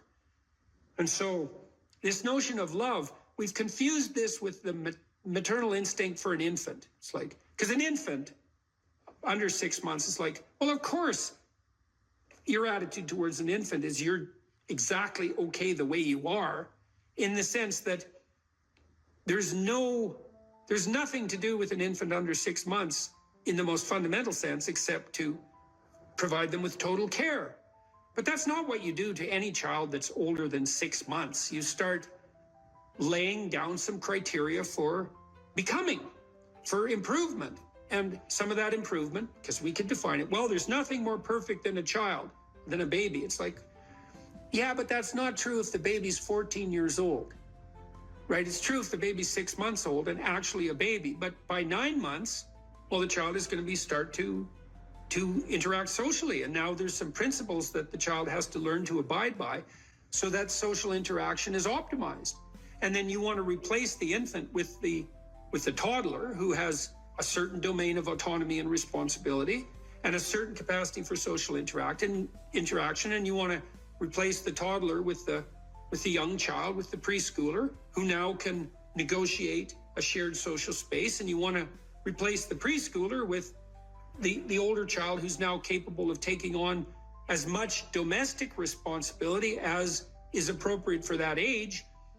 You want to take the infant who's entirely dependent and turn them into something that's autonomous and then socially integrated in a manner that's moving them towards individual responsibility. And the love is not only love that's devoted to what they are at any point, which is that encompassing maternal love, say, but the love that says, yeah, kid, we're pretty happy you're around, but the new you is going to even be better. And that's encouragement, and that's part of love. It's half of love, that's for sure. And you want to direct that to yourself as well. It's like, you don't want to judge who you are so harshly that you just destroy yourself and everything is cast into the pit. You want to take a look at yourself and say, look, you're a person among persons, and you have intrinsic worth, and you have your flaws, your sins, your domain of ignorance and inadequacy. But that doesn't mean that you're entirely worthless because of that. You have a base level value. That's intrinsic worth, let's say, that's reflective of the fact that you're made in the divine image in the most fundamental sense. You have intrinsic worth, and that's due a certain degree of baseline love. But there's the becoming problem. It's like, well, especially when you're young, most of you is still in the becoming phase. And so why wouldn't encouragement be the hallmark of love? It's like, get the hell up, get your act together, Adopt some responsibility. Put your life together. Develop a vision. Expand yourself beyond the narrow confines that are causing your misery. And we think you can do it. You could do it. You should do it. The world would be better off if you did it. You'd be doing better if you did it. Everything would work out better. Why would we not work to make everything work out better? And you're the person who could do it. And you tell young people that, and they think, well, no one ever told me that before in that way. And they think, well, maybe I should get my act together. And then they go out and try to get their act together in some micro ways, and they think, well, turned out that worked, and I'm less miserable. I could try doing it a little bit on a broader scale. And they try that, and they think, wow, people seem a lot happier with me. I have more friends, and I'm more popular, and I'm a little more physically attractive because I'm standing up a little bit straighter. And then away they go. And why would you, unless you believe that human being is corrupt and pathological in its essence, which many people now seem to believe, or at least some dread spirit seems to insist, and people agree with it. If you don't buy that, then you think, well, yeah, you unfold, man.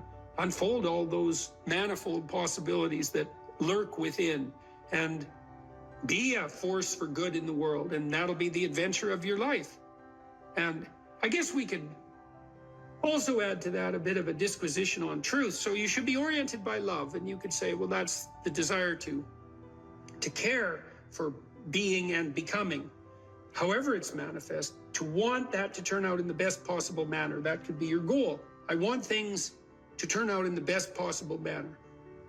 And you have to decide if that's true, because people are tempted to create little hells around them all the time.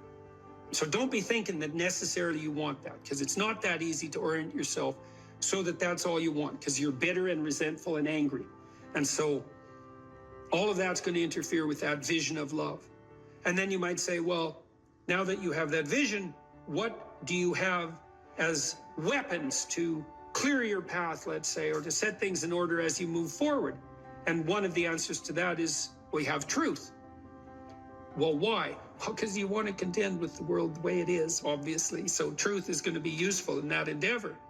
And then you might say, well, if I could get away with something by not telling the truth, why shouldn't I just lie? If I could get what I wanted, and if I could avoid responsibility, why not lie? And the first answer is, well, what makes you so sure you want to avoid responsibility, except narrowly in this moment, because it's not a good medium to long-term strategy, and everyone knows it. And what makes you think that manipulating people in the short term so that you can gratify a whim is going to be a useful iterative strategy? It's like it's not. So you can dispense with that. And so what do you do when you tell the truth? Instead, is you predicate your actions on an axiom of faith, which is that nothing better can happen than that which happens if you live in truth. And that's a statement of deep religious faith, because the evidence for that can only be gathered as a consequence of manifesting the actions that are predicated upon that axiom of faith. You don't know till you lay it out. But you can say, well, I believe that the truth will set me free. And then you think, well, the truth will set me free. Who's me? Back to identity. Well, if you're lying, it's not you by definition, because if you're lying, you're attempting to implement a falsehood. You're attempting to falsify the world and yourself. That's what a lie is. And so if something happens that's good because you lied, it's not happening to you. It's a reward for the spirit of deceit that you allowed to inhabit you. And if you reward the spirit of deceit that you allowed to inhabit you, it will grow. And I would not recommend that. That's a very bad idea. In the contrary situation, you live and speak in truth, and then things happen. They're happening to you. That's your life, man. That's your adventure. And one of the things that's very interesting about the truth in that regard is that it provides a certain optimal unpredictability.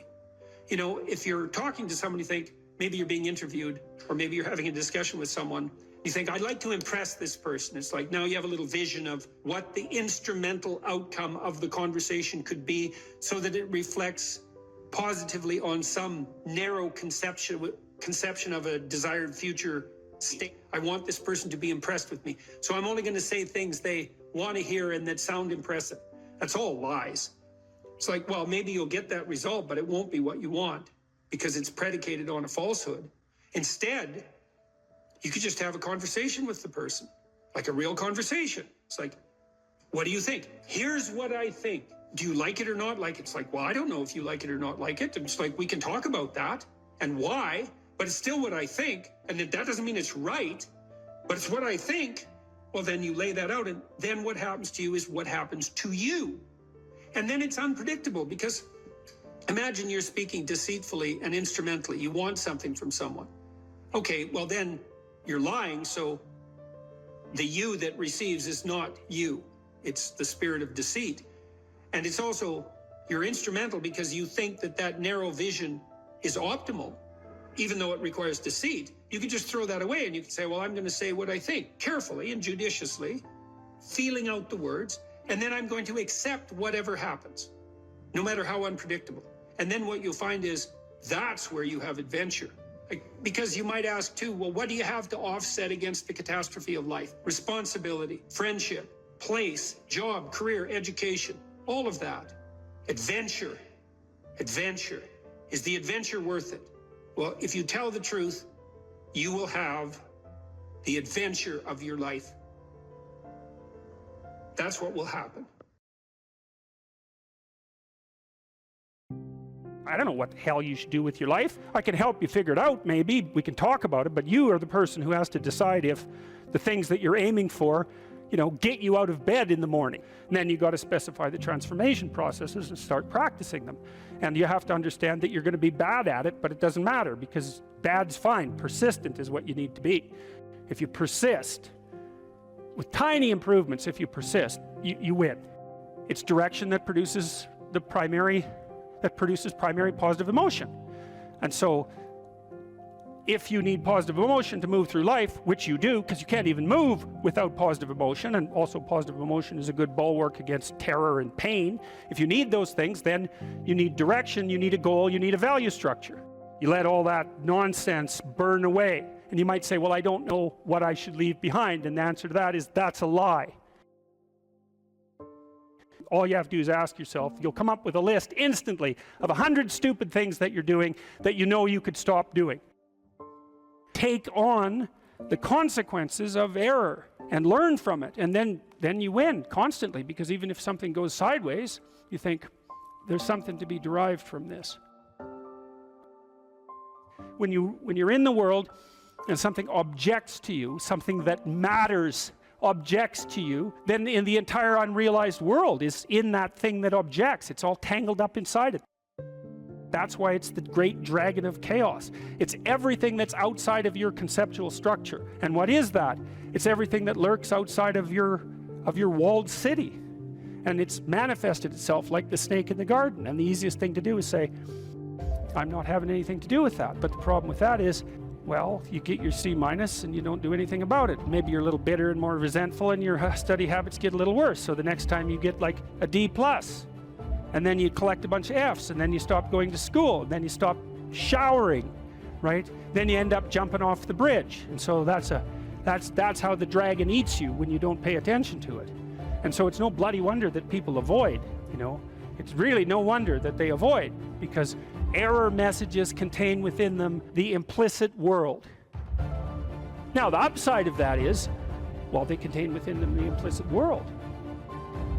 And the world isn't all negative. And so maybe you get your C-, and that's actually the best gift you ever got, because somebody finally took you and went, whack, clue in. And so you take that apart and you think, oh, I don't know how to write. I don't know how to think. I've never read anything in my life. My study habits are abysmal, like maybe I'm working at 2% efficiency, which it's like to find that out is so optimistic. I mean, if you're barely hanging in there, but you're only working at 2%, you might imagine what you could have as a life if you're working at like 50%. So the C- can be the best gift you ever had, and that's the gold that the dragon hoards. That's exactly what that means. That doesn't prove that you're stupid. Now, it implies that you might be stupid, but it doesn't, really, it does, and that's why you don't want to look at it. Maybe it implies that you're lazy, or implies that you're ignorant, or it implies all sorts of terrible, but you don't want to leap to that, and that's sort of the proclamation of innocence before guilt.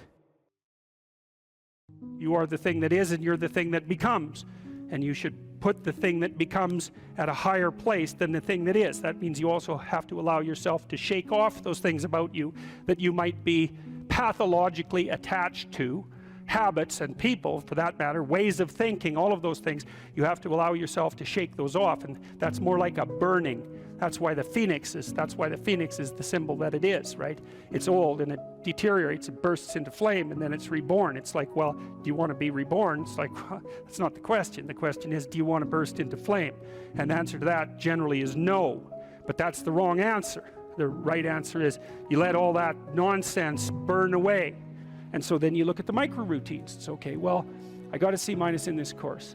Maybe I should study for that course 15 minutes more a day for the next 3 months. And then you ask yourself, do you think you could do that? No, I'm too useless. Okay, how about 15 minutes every second day? You think you could do that? You put it in your schedule, like 15 minutes every second day in the morning. And that's, well, you think, well, what's wrong with me? Well, I'm not very good at managing my study schedule. That's not quite down here at the behavioral level, but it's pretty close, because what you can take an action. You can open up your schedule and you can say, well, I'll mark 15 minutes aside. Then you can practice doing that. It's pretty low level in the hierarchy. It means, well, you're still not a horrible person. You just got to polish up your work ethic. It's like, shut the hell up most of the time. But now and then you don't shut up because it's time to say something. You don't want to make unnecessary enemies, though. Well, you don't want to take yourself apart any more than is absolutely necessary. Develop some of the micro routines on the other side of the personality distribution. So if you're disagreeable as hell, maybe you could start learning how to do nice things for people. And that actually works, by the way. So if you take disagreeable people who are depressed and you get them doing nice things for other people, their depression tends to lift. But then by the same token, if you're agreeable, then you should practice doing some things for yourself and being more tough-minded in your negotiation. You know, you're extroverted. It's like, okay, man, learn to spend some time with yourself, right? You're low in openness. Well, try reading a book that's outside of your sphere of interest now and then. If you're conscientious, well, you should probably learn how to relax occasionally, and so forth. So you can, I think partly what you're doing as you're developing your personality is not moving the mean much, the average, where you're located, but you're extending the standard deviation so that you're a bigger bag of tricks than you were before. Life has got its rat's nest of miseries, and that's for sure. And maybe you could even make a categorical statement that life is mostly a rat's nest of misery. And you can make a pretty powerful argument for that.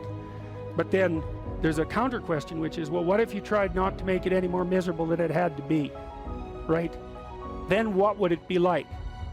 I would suspect that most of that misery would go away, because it's the unnecessary misery that really brings you down. It's like, well, if someone has cancer, it's like, that sucks. But it's not like you can say, if only we had done this differently, then that wouldn't have happened. But when someone's out like torturing you in a malevolent way, or maybe you're doing the same, you can always ask yourself, well, is this really necessary? Is this just like a useless add-on to the miseries of life? That's what disheartens people. And so even in your own life, if you aren't suffering from self-imposed misery, and you're only suffering from inescapable misery, maybe you could handle that, and even maybe without becoming irredeemably corrupt. So the goal would be, well, yeah, life is a rat's nest of miseries, and maybe it has no ultimate meaning. We could say that if we're feeling particularly pessimistic, but it still leaves one question open, which is, if you didn't do everything you could to make it worse, how good could you make it be? And the least answer is, well, it could be tragedy, but maybe not hell.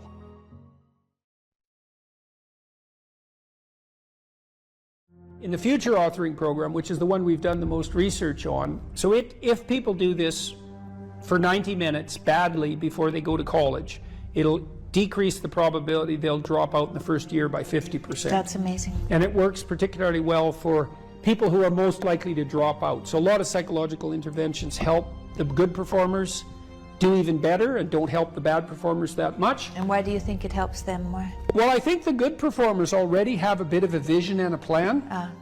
Whereas the bad performers, they're really ambivalent about what they're doing because they don't have a plan. And we'll talk more about why this is so important. So if you don't have a reason to do something, and then a reason not to do it comes up, well, then you just not do it, because not doing things is real easy. You could just sit there and not do things all day. Doing things takes effort, and so any resistance is likely to, it pushes back against you.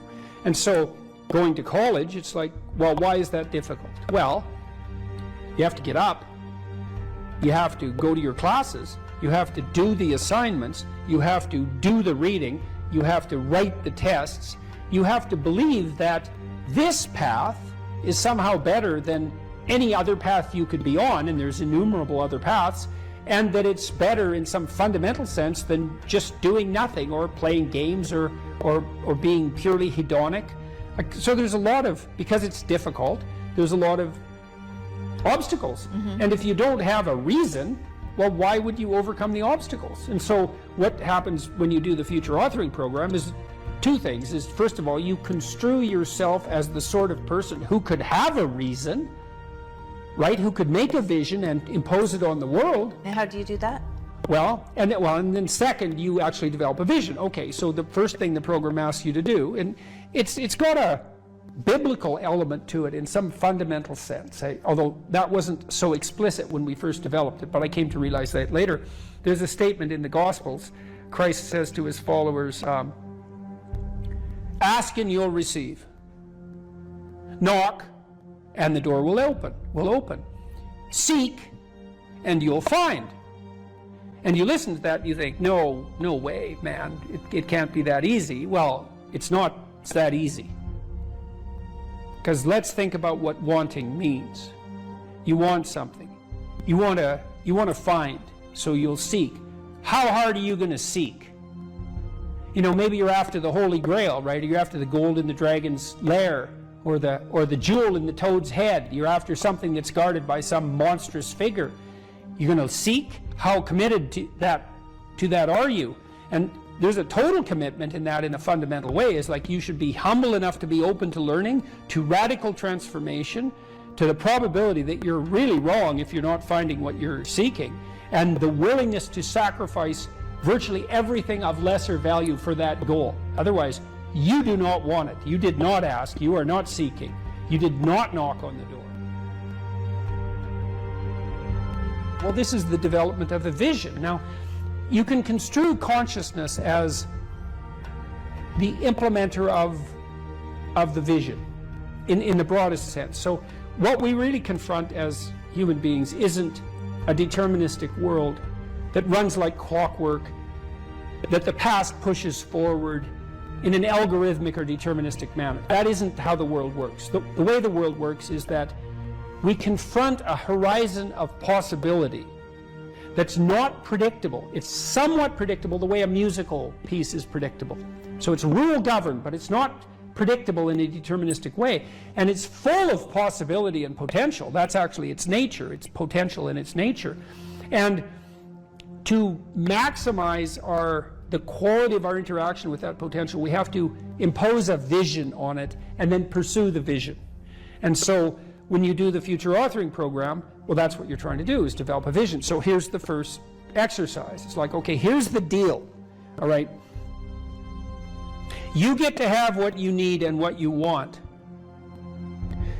Maybe even better, you get to have what you need and want if you were treating yourself properly. So imagine, first of all, that you were treating yourself properly because you actually cared for yourself. Okay, and say you don't. Yeah, well, you don't. How do you help somebody? Well, you at least ask them to open the door to the possibility that maybe they could.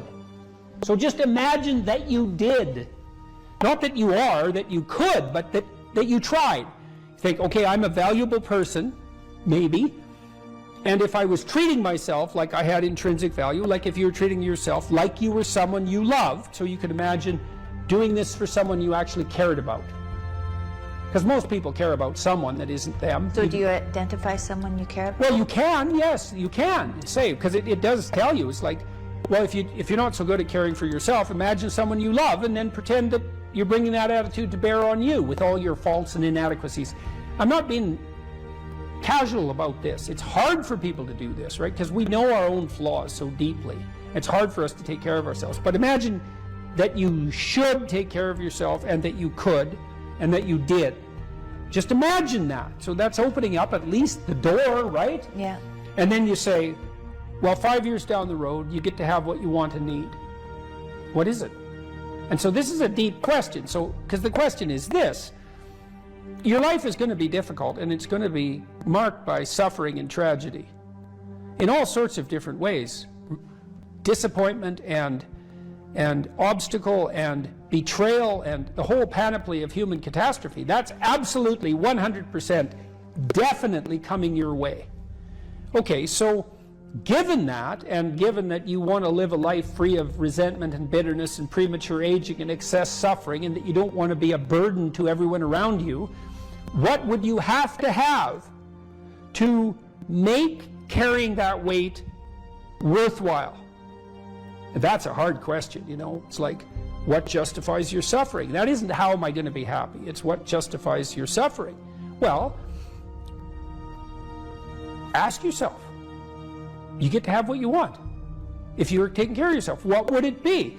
Okay, and so you write for 15 minutes about what your life might be like 5 years down the road if you got to have what you needed and wanted. And then we concretize it. You know, I had lots of clients and students who said, well, I don't know what to do with my life. What should I do with my life? And the first answer to that question is, that's not a very good question. Because it's like, what, do you want a one-line answer to what you should do with your life? Like, life is everything, and you want a one-line answer to everything. No. Bad question. You can imagine a desirable future, but it helps to particularize it. So one of the things you might ask is, where do people find meaning? And the answer is, well, in multiple places. Here's some places people typically find meaning. So if clients came to me and they were depressed, first of all, I'd try to find out, are you depressed? Or do you just have a terrible life, or some combination of those two? And you might ask, what's the difference? And that's a really good question. If you're depressed, you have a good life, but you're suffering. So what would it mean that you have a good life? Well, it means somewhat different things to different people, but you can kind of triangulate on it. Probably you have an intimate relationship, or at least you have the prospects of one. So at least you want one, and you believe that maybe you could have one if you don't have one, and probably if you have a good life, you have one. You have some friends. They're real friends, right? You have some family members, children perhaps, if not children, parents and siblings, or perhaps both, grandchildren.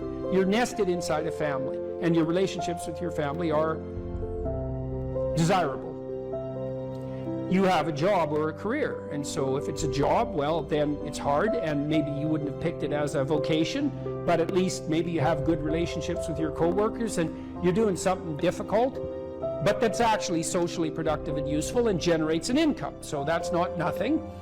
You're educated to the level of your intellectual capability, or you have plans to do so. You're taking care of yourself mentally and physically, and you have a strategy for dealing with the realm of signal temptation, drug and alcohol abuse and sexual misbehavior and that sort of thing. And then we've added one more recently, at least conceptually, that you've adopted a certain degree of civic responsibility, right? You're participating in the broader community in some manner. And if you're doing none of those, my life is meaningless. Are you doing any of these? No. Well, that's why it's meaningless. Those are the domains of meaning. And so, if you're miserable and you have none of those things, the first thing to do, if you're a cognitive behavioral therapist with someone, is to say, well, how about we work on like one of these things to begin with? You know, you need some friends. You need to get out in the dating market. You need a job or a better job. You need an educational plan. Like, you don't have a life, so of course you're miserable, because without sustaining meaning, life is just tragedy. And so your lot is misery. And so anyways, we ask people to go through these 8 different domains and say, okay, you can have what you want, but you have to aim at it. Sin means to miss the mark, by the way. It means to miss the target. That's what takes you away from God, is to miss the target. What target? Yeah, right. What target? Right. You got to at least know there's a target, then you got to try to hit it. You know, and maybe you don't even know where the target is, but your aim isn't good, but at least you've set up a target now, and you can practice. And so, well, if you had an intimate relationship, what would it look like? If you had some friends, how would you like those friendships to be conducted? If you had a job or a career, what could it be if you had what you wanted?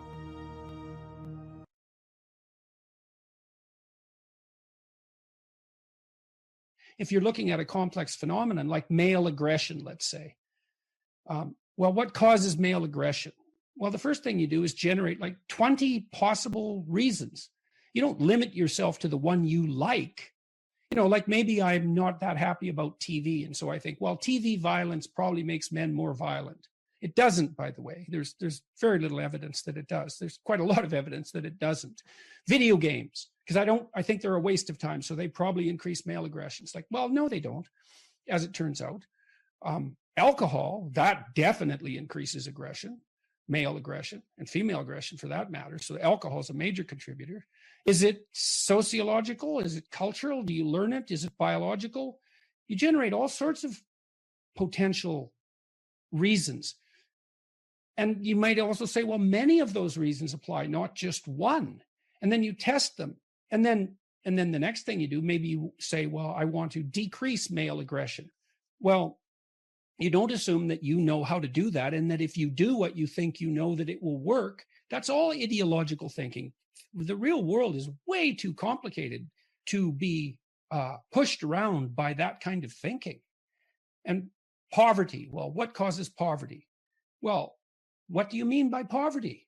Well, you could think for 2 weeks about what poverty is, and you still wouldn't come to the end of it. Do you mean lower education? Do you mean lower intelligence? Do you mean lower conscientiousness? Do you mean drug and alcohol abuse? Do you mean lack of money? Do you mean absolute poverty? Do you mean relative poverty? Do you calculate that neighborhood by neighborhood or state by state? Do you mean poverty of hope? Do you mean lack of plan for the future? Et cetera, et cetera. And all of those questions, so you decompose, so you think, well, poverty is caused by lack of money. It's like, really, that's your theory, is it? Well, you know, it's not good enough, that theory. It's not even, most things that are truly problematic are so complex that no ideological solution can possibly suffice. It's just not a good way to go about the problem. And then there's the other problem too, which is that, well, one of the terrible temptations of an ideology is that once you parse out the world and have your reasons why problems exist. So let's say poverty exists because of capitalism, which is a completely idiotic theory. I mean, poverty exists because people are born with nothing, and it's hard to acquire goods. So the default state is poverty. So it's not caused by any sociological system. So it's foolish to begin with. But let's assume that you think that poverty, or at least relative poverty, is caused by capitalism. Well, then you have a convenient enemy. You know, it's everyone who's a successful capitalist is now responsible for poverty, and then they're bad and you're good. And that's unearned moral virtue. And that's unbelievably attractive to acquire unearned moral virtue. Maybe you're someone who's inherited your wealth, and then you think everyone who's poor is just lazy. And if they get up off their ass and get a job, that would solve the problem. It's like, well, that's convenient for you. But it's a very shallow analysis of the problem. And so it's not helpful to think that way unless what you want to do is not think. I've written about this, pursue what's meaningful and not what's expedient. And I would also say that it's useful to say what is true rather than to craft your words so that you get what you want. And part of the reason for that, there's many reasons, but part of the reason for that is that it's unbelievably adventurous. You have no idea what will happen if you just say what you think. And my experience has been that the consequences are absolutely overwhelming. Always, constantly. And, you know, when I go into a talk like this, I don't have an outcome in mind. I don't want to make a fool of myself. I don't want to say something stupid. I want to engage in an interesting conversation, but I don't have an agenda other than that. But it's just to say what I feel in the moment as clearly as I possibly can. It's so adventurous to do that. And it's far better than pursuing a more narrow goal that might be wrong. I've never seen anything as rewarding as the consequences of forthright speech, the opportunity to be of genuine service to other people. There's way more reward in that than in any of the things that people chase in a more finite and limited way. I would say, though, that with regards to the conflict between, let's say, miserable wisdom and happy ignorance, is that there's different forms of rewards to be found in different places. You can think about this even in terms of personality. One major personality dimension is extroversion. And the reason for that is that we have a pleasure circuit, and how active that is varies between people. That's what causes variation in extroversion. And we generally equate happiness with the activation of the circuitry that's associated with extroversion. And drugs like cocaine and amphetamines activate that circuit. But there's another personality dimension, which is openness.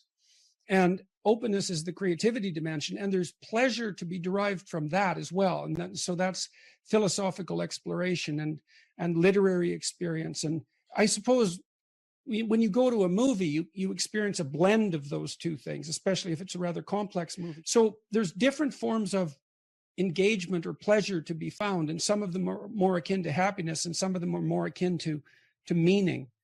And sometimes they come into conflict, but I think all things considered, they work best when they're working together. And I do strive diligently to. And I think that this has really been brought home to me. Look, I couldn't sit down. I literally couldn't sit down for almost a year.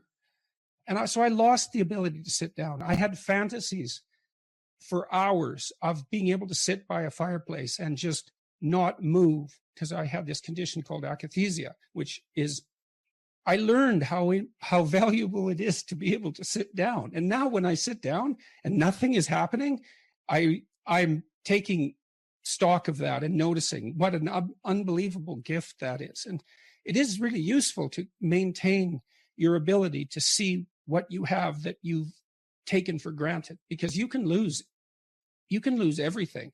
You can lose things you don't even know you have.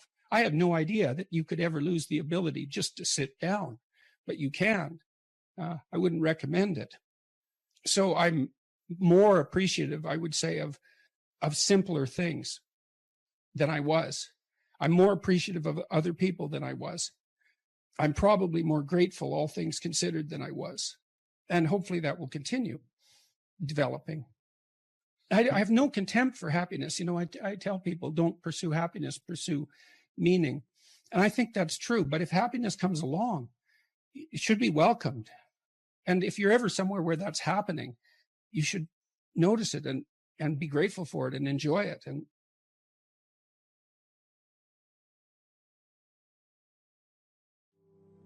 I don't know if you can be less afraid of death exactly, but I think that here's a hypothesis, and this is a Socratic hypothesis. I write about this in my book too, by the way.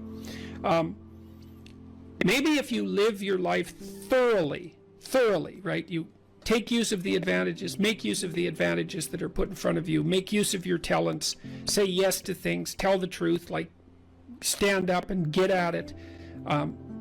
Assuming that you can do that, because some people are very ill and hurt, but assuming you can do that, I think the only way to combat fear of death is to live fully.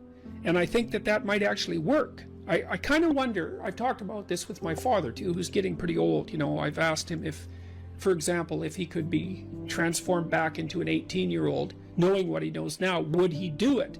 And he was ambivalent about that. He didn't say no, but he didn't say yes. And we talked about this idea that if you lived your life fully, maybe that would be good enough.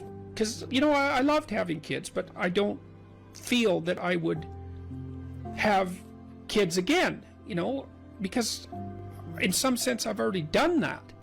And so maybe there's a set number of adventures that you have to go on in your life. Let's say you have to be married, you have to have kids, you have to have a career, you have to have friends, you have to have something useful to do with your time outside of work. Those are all things that are covered in the future authoring program, by the way. Maybe if you do all those, it's like, that's good enough. You've had your life and that's enough. I mean, I don't know. 10 years ago, I thought, if I could extend my life radically, then I would. And I'm not so sure about that now that I'm 55. I'm getting older. I kind of have a suspicion that you might come to an end, that's what it looks like. I mean, I don't want that to be soon, but maybe you exhaust yourself in your life, maybe you can, so that there's nothing left of you, really. Do you worry that your fame traps you into the person that you were before? Yeah, well, That Elvis became an Elvis impersonator by the time he died. Yeah, do you fear that you have become a Jordan Peterson impersonator? Do you fear of, in some part, becoming the famous suit-wearing, brilliant Jordan Peterson? The certainty in the pursuit of truth, always right. I think I worry about it more than anything else. I hope I do. I better. Has fame, to some degree, when you look at yourself in the mirror, in the quiet of your mind, has it corrupted you? No doubt, in some regard. I mean, it's a very difficult thing to avoid, because things change around you. People are much more likely to do what you ask, for example, right? And so that's a danger, because one of the things that keeps you dying properly is that people push back against you optimally. This is why so many celebrities spiral out of control, especially the tyrannical types that, say, run countries. Everyone around them stops saying, yeah, you're deviating a little bit there. They laugh at all their jokes. They open all their doors. They always want something from them. The red carpet's always rolled out. It's like, well, you think, wouldn't that be lovely? It's, well, not if the red carpet is rolled out to you while you're on your way to perdition. That's not a good deal. You just get there more efficiently. And so one of the things that I've tried to learn to manage is to have people around me all the time who are critics, who are saying, yeah, I could have done that better, and you're a little too harsh there, and you're alienating people unnecessarily there, and you should have done some more background work there. And I think the responsibility attendant upon that increases as your influence increases. And as your influence increases, then that becomes a lot of responsibility. And then maybe have an off day. And here's an example. I've been writing some columns lately about things that perturb me, like the forthcoming famine, for example. And it's hard to take those problems on. It's difficult to take those problems on in a serious manner, and it's frightening. And it would be easier just to go up to the cottage with my wife and go out on the lake and watch the sunset. And so I'm tempted to draw on anger as a motivating energy to help me overcome the resistance to doing this. But then that makes me more harsh and judgmental in my tone when I'm reading such things, for example, on YouTube, than might be optimal. Now, I've had debates with people about that, because I have friends who say, no, if you're calling out the environmentalist globalists who are harassing the Dutch farmers, then a little anger is just the ticket. But then others say, well, you don't want to be too harsh because you alienate people who would otherwise listen to you. It's like, that's a hard balance to get right. But also maybe anger hardens your mind to where you don't notice the subtle, quiet beauty of the world. The quiet love that's always there, that permeates everything. Sometimes you can become deeply cynical about the world if it's the Nietzsche thing. Yeah. Battle not with monsters, lest ye become a monster. Yeah. And if you gaze into the abyss gazes also into you. Right. But I would say, bring it on. Right? Because I also say, knowing that he's absolutely right, but if you gaze into the abyss long enough, you see the light, not the darkness. Are you sure about that? I'm betting my life on it. Yeah, that's a heck of a bet. Well, that's... Because it might distort your mind to where all you see... is abyss. Is abyss. Yeah. Is the evil in this world. Well, then I would say you haven't looked long enough. That's back to the... You're just the limited... the swords, the flaming swords. It's like... So I said the whole story of Christ was prefigured in that image.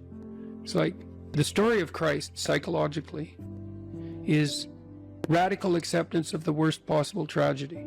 That's what it means. That's what the crucifix means. Psychologically, it's like gaze upon that which you are most afraid of. But that story doesn't end there, because in the story, it has to be a voluntary journey to hell.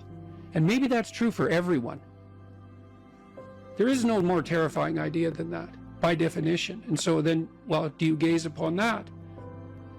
Well, who knows? Who knows? How often do you gaze upon death, your own? How often do you remind yourself that this ride ends? Personally? Personally. All the time.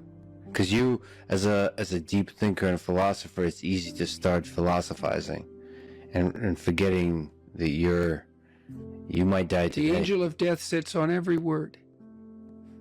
How's that? How often do you actually consciously All the time. notice the angel? All the time. I think it's one of the things that made me peculiar. When I was in graduate school, you know, I thought about, I had the thought of death in my mind all the time. And I noticed that many of the people that I was with, these were people I admired fine. That wasn't part of their character, but it was definitely part of mine. I'd wake up every morning. This happened for years. Think, time's short, get at it. Time's short, get at it. There's things to do.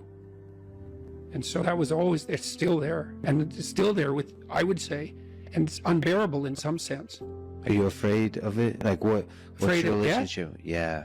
You know, I was ready to die a year ago. And not casually. I had people I loved, you know. So no, I'm not very worried about me, but I'm very worried about making a mistake. Yeah.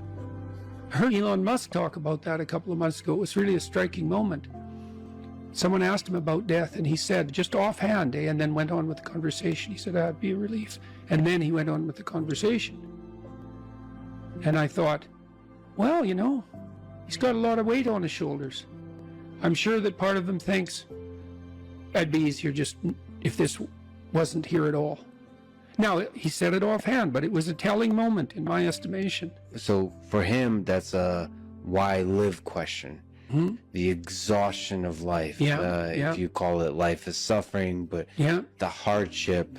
I'm more afraid of hell than death. You're afraid of the thing that follows. I don't know if it follows or if it's always here. And I think we're going to find out. What's the connection between death and hell? I don't know. And I don't know. I don't know. Is there something that needs to be done before you arrive? You're more likely to die terribly if you live in a manner that brings you to hell. You're sitting on the edge of the bed trying to have an honest dialogue with yourself, and the little voice says, you know, it's pretty disgusting in here. And you think, well, I'm way above such trivial niceties as organizing my room. It's like, well, that's pride. That's arrogance. If you're above organizing what's actually yours, how in the world are you ever going to organize anything else? And so you get on your knees and you think, well, it's time to, you know, take a brush to the toilet. And maybe that's where you start. And that works. Like, that works. You start making those micro improvements, like real micro improvements, real on the ground, actual micro improvements to things you know that are wrong, you'll improve unbelievably rapidly. There's always people out there who are doing far better than you on pretty much anything you want to imagine. And if all you're doing is seeing yourself in their reflected light, let's say, then it's going to be pretty damn dismal. But it's not a good comparison because, well, first of all, there's danger in just comparing yourself to others, period, because they're not you. And God only knows what struggles they had to undertake to get to where they were, or what burdens they're currently carrying that you're not aware of. But you can certainly contrast yourself with yourself. And that's a lot better. It is the only way. Well, it's also the only way of really measuring anything approximating proper improvement. You can actually tell when you're a little better than you were yesterday. Right. And you can actually do that. That's another thing that's so interesting about it, is that you can actually make yourself a little better in some way, pretty much. Well, I don't know if it's at every moment, but you can certainly do it every day. Let's say you want to become who you could be in the fullest sense. So let's say you're someone who's going to solve some serious problems. Okay, the first thing you have to do is admit to the seriousness of the problems. That's no joke. And so the first thing is just the terror of the problem itself. And that's enough to paralyze you, right? And that's the Hydra, that's the Gorgon with the head of snakes. It'll paralyze you and turn you to stone. That's the basilisk in the Harry Potter series. You look at it and it turns you to stone and lurks underneath everything, right? And it's malevolence and tragedy. And so there's that. And then the next is, well, you're going to take responsibility for that? You're really going to do that, are you? That's a hell of a load, man. And so it's daunting to even consider that. And then there's the discipline and responsibility that necessitates, which is also daunting. It's like, oh my God, the problem's that serious. I'm really going to have to get my act together in order to not contribute to it, much less solve it. And so the problem is terrible. And then the solution is daunting. But the upside of that is like, well, there isn't anything better to have than a problem that's worth solving, like that's really worth solving, right? And so the more of that you take on, the more you have a reason to get out of bed in the morning, no matter what. Like, I'm getting up, I'm trudging forward. Doesn't matter what I'm suffering from. I've got things that need to be done. They're necessary. And that gives you that sense of purpose that is the antidote to bitterness. Okay, well, let's say you want your life to be meaningful. It's like, okay, then what you do matters. It actually matters. Or how starting to clean up the room changed their life. That's quite fun because it's something I always tell people to do instead of going out and protesting. Jesus, I just can't stand Cleaning up that. the room? Yeah. Meaning? Well, my sense is that if you want to change the world, you start from yourself and work outward because you build your competence that way. It's like, I don't know how you can go out and protest the structure of the entire economic system if you can't keep your room organized.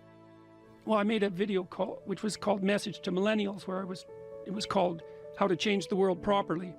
A bit of on the pretentious side, I suppose, but I was trying to produce something that was a counterposition to this idea that what you should do is go out and fix up other people.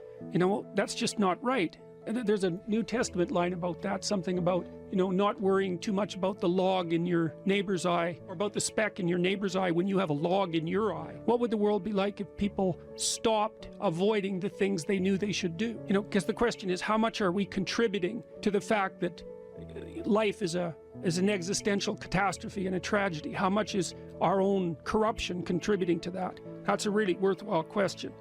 The things you leave undone because you're angry, you're resentful, you're lazy, you have inertia. Well, you consult your conscience and it says, well, you know, that place over there could use a little work. It's the same as working on yourself, and so you clean that up because you can. And then things are a little clearer around you. And you're a little better off because you've practiced a bit, and so you're a little stronger, and then something else manifests itself and says, well, maybe you could like take a crack at fixing me up too. So you decide to do that, and then that gets a little bit more pristine, you know, and soon, and it's humble because you're not exceeding your domain of competence. You know, it's like, don't be fixing up the economy, 18-year-olds. You don't know anything about the economy. It's a massive, complex machine beyond anyone's understanding, and you mess with it at your peril. So, and can you even clean up your own room? No.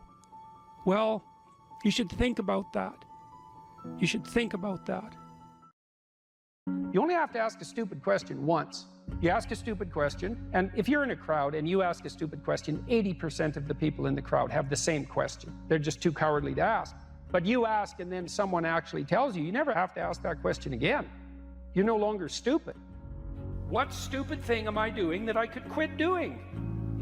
That I would quit doing? Because those aren't the same thing, right? Because you know there's stupid things that you're doing that you're just not going to quit doing because you like them. But there might be something on the edge there where you could stop that. If you want to know something about yourself, sit on your bed one night and say to yourself, you got to mean this, like you got to be desperate. This is no game, this. My life is not everything I want it to be, and perhaps it's not everything that I need it to be. And by need, I mean my life is so unbearable that the suffering that's attendant upon that is make me nihilistic, cynical, bitter, resentful, driving the proclivity to see evil everywhere except within my own heart. Like, these are problems, man. And you ask yourself, you sit on the bed and say, okay, man, I'm ready to learn something. What's one thing I'm doing wrong that I know I'm doing wrong that I could fix, that I would fix? It's like, you meditate on that, you'll get an answer. And it won't be one you want. but it'll be the necessary one. You know, and it's often something that will point you to small things. Like that works. You start making those micro improvements, like real micro improvements, real on the ground, actual micro improvements to things you know that are wrong, you'll improve unbelievably rapidly. There's never been a better time for the majority of people to be alive. And the future, although we're vulnerable and terrible things can always happen to us, it's hard to make a case that the future doesn't look comparatively positive. We're becoming extremely technologically sophisticated, and the world is changing at an incredibly rapid rate. And the only way we're going to be able to manage that in a positive way is if each of us, or as many of us as possible, are capable of making wise and careful and truthful decisions. And if we do that, then maybe things can continue to improve. You don't get people to stand up on their own 2 feet and to adopt responsibility if everything is given to them. And that's a real conundrum.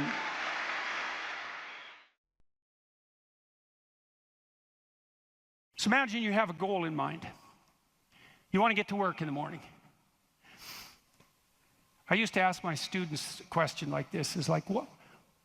Maybe they're going to write an essay. Why are you writing the essay? Why are you in class? Well, I'm in class because I need this class because it's part of my major. Well, why did you pick a major like that? Well, I'm interested in psychology. Well, why did you come to get a degree? Well, I think I need a degree to get a job. Well, why do you need a job? Well, I need a job to keep body and soul together, and maybe to be productive, and maybe to, establish a name for myself. And why do you want to do that? Well, because, it's part and parcel of living properly. And why do you want to live properly? And well, then, and how would you live if you lived properly? And at that point, people are usually unable to answer. Because you can just push people with questions about why until they run out of explanations. But the point is that you're always doing whatever you're doing because what you're doing is nested in a sequence of goal-directed actions. And those can be more or less sophisticated. If you're not very sophisticated at all, the nesting might be like 2 structures deep. Maybe you're, you're bored and you want to go get drunk, and why? Well, because you don't want to be bored. And if someone pushes you a little farther than that, you hit them. And, you don't want to delve into it. But if you're sophisticated, you have a pretty good hierarchy of answers. So you might say, well, why do you want to be a productive and generous citizen? And like I said, people usually bottom out there. But you could say, well, that's part of reciprocal altruism. And if I'm productive and generous, then that'll encourage other people to be productive and generous. And if we're all productive and generous together, then there'll be more for everyone, and we'll all get along better, and we'll get along for a longer period of time, and that'll make us all more stable, and that'll make our societies better. And then you might say, well, why is that relevant? You might say, well, because the alternative to that is something like a descent into something approximating hell, and so that's part of a reflection of the divine order and the eternal battle between good and evil. And then you could push it farther than that, and you could say, well, are you going to be on the side of the redemptive hero, or are you going to be on the side of the eternal adversary? Like, you can keep digging down farther and farther, and the farther down you dig, the more you get down into what you might describe as the implicit religious substrate. And it's very much useful to know that and to make as much of that conscious as possible. So now imagine that you've come to this talk tonight because you've decided to aim up. And maybe you haven't formulated that precisely explicitly, but something is driving you in this direction. And then you come to the talk and you find out that I'm talking about something that isn't what you expected, and it doesn't seem to be moving you along on your pathway forward to that end. And what's going to happen is you're going to be disappointed.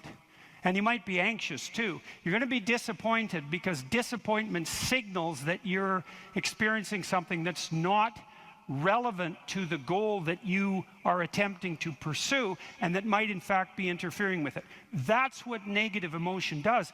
And maybe if you're disappointed in what I say, that also makes you anxious because you assumed that you would come here and I would say something relevant because you assumed that you knew who I was, and then it turned out that I didn't, and then you don't know who I am, and then you don't know what you're doing here, and then you get anxious. And the reason you get anxious is because that's what anxiety is for.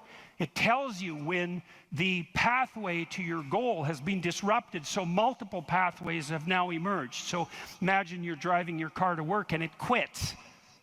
And what happens is you get anxious. And the reason you get anxious is because, well, you were beetling along quite nicely in your world and everything was reduced to like a unidimensional simplicity. You weren't in a car as an object, you were in a thing that took you to where you wanted to go, and it was just doing what it was supposed to be doing, tracking you along the pathway to your goal. And then it fails and you're off on the side of the road and you get anxious because how the hell are you going to get to work? And what if you don't get to work? And is your boss not going to be very happy with you? And maybe this is the third mistake you've made this week. And what if you get fired? And weren't you an idiot for buying this car? Maybe you shouldn't have a car at all. Maybe you should have walked to work. And, you know, maybe you should take a bicycle because after all, that would save the planet. And, you know, and maybe now you have to take your car to a mechanic. But the last time you went to the mechanic, you got ripped off because you're too stupid about vehicles to manage one, and you're kind of stupid about technology in general. And aren't you stupid? And maybe you're too stupid, and isn't your wife going to? That's anxiety, right? And that's the emergence of a multiplicity of pathways, right? And so what anxiety signifies is the degeneration of an attentional hierarchy into multiplicity. And the reason you get anxious and it feels bad is because now your body can't compute how much energy you have to put out in order to get to your goal. And so you can't organize the world. You're apt to use more resources than you'll replenish. And if you continue to do that, then you'll die. And so anxiety is a signal that complexity has reemerged, chaos. That's the eternal dragon of chaos. Chaos has reemerged because your narrative has collapsed. And so that's negative emotion. That's what negative emotion signifies, is that it's the collapse of an organizing narrative. And so that's very interesting to know. So you feel positive. If I walk on the stage and I know I'm supposed to go to the front of the stage, say, and the reason I want to do that is because I know I have to talk to you, and that's and I want to talk to you because I think it's valuable to talk to you, etc. That's nested in a hierarchy of value. And if I see a clear pathway to the front of the stage, then that actually produces positive emotion. And that positive emotion impels me forward, because positive emotion does impel you forward. That's what it's for. That's how positive emotion is linked to action. So if you're enthusiastic because you can see a pathway forward to a valued goal, and that enthusiasm manifests itself. This is true even neurochemically. It manifests itself as positive motivation to move forward. And not only that, if you're moving forward and it's working, your brain tracks the fact that it's working, and then that's linked to dopamine release, by the way, which is what cocaine releases. It's linked to dopamine release. And the other thing your brain is doing, even when you're just walking to where you want to go, if you're successfully walking there, your brain tracks what you're doing. There's circuits that are activated while you're doing it. And if what you're doing results in the result you desired, then the dopamine floods those little neurons that are active, and it makes them grow and flourish. And so as you practice something that's working, the circuit that is activated as you're practicing is bathed in dopamine, and that makes it stronger. And that feels good. It's growth. It's part of positive emotion. And so the positive emotion moves you forward, but also encourages you to develop a habit of that practice. And so one of the things I would bloody well say is, don't make a habit of pursuing things that aren't good for you, because you build that into you. That's what happens if you become addicted to something, you know. You build a little monster inside you that's grown. It's there. It's after one goal, despite everything else. Not a good outcome. So now positive emotion also signals the fact that it's also an energy conservation observation. So as I move forward towards my goal, with each step I take, it's going to take less energy to get to the goal. And so that means that that positive emotion signifies, what would you say? It signifies the increasing efficiency of your action as you move towards a goal. So negative emotion signifies the fact that things have got too complex for you to manage, and positive emotion signifies that you're approaching your goal and becoming, and that there's less demand on energy output with every step forward. And so that's emotion. And that's pretty much worth knowing. And then what happens when you're watching a movie is you infer the goal of the protagonist, or the villain for that matter. You infer the goal of the character that's being portrayed on the screen. You adopt that goal as your own. Then you play out the emotions in your own body, which mimics the structure what would you call the character that's being portrayed on the screen, and you live that all out inside you. And that's also how you understand other people, right? You don't listen to someone and then figure out what they're saying and then infer what they're thinking. That isn't how it works. What you do is you listen to someone until you figure out what they're up to. As soon as you figure out what they're up to, you can adopt that frame of reference. As soon as you adopt that frame of reference, you have the same emotions. And that's what makes you united. And so that's so interesting. And so then you think, look, there's 5,000 people in here. If there were 5,000 chimpanzees, you guys would be tearing each other into shreds, because no one would be able to know what anyone else was up to. But because all of you are here paying attention to the same thing in the same way, you have virtually identical emotional states, and that means instantly your behavior is rendered predictable to one another. And there's no difference between that and peace. They're the same thing. And so what that means is that one of the predicates of a civil, productive, and peaceful society is that everyone inhabits the same narrative. And you might say, well, we don't need the same narrative. It's like, yes, we do, because if we inhabit a different narrative, then we're running emotionally in different directions, and we will not understand each other, and we will run into conflict, and that conflict can become deadly at the drop of a hat. And so it's a precondition for a civil society that everyone is united in the same narrative. And then that begs the question, right? What is the narrative insofar as we're unified? And another question, which is, what should the narrative be? Right? Now, the postmodernists figured out that we looked at the world through a story, but they said their mantra is they became skeptical of meta-narratives, which are uniting narratives. And that's all well and good to be skeptical about meta-narratives, but you run into the problem of internal disunion, because if you don't have a uniting narrative, then you're divided against yourself, and you run into the problem of social disunity, because if we're not looking at the same thing for the same reason, then we can't get along. And those are big problems. Now, the way the postmodernists glided over that immense cataclysmic problem was to offer the proposition that the narrative that unites us is just one of power and oppression, right? And that the fundamental motivation that guides, first of all, even your internal organization, your own internal tyranny, you're oppressing your id or your natural self.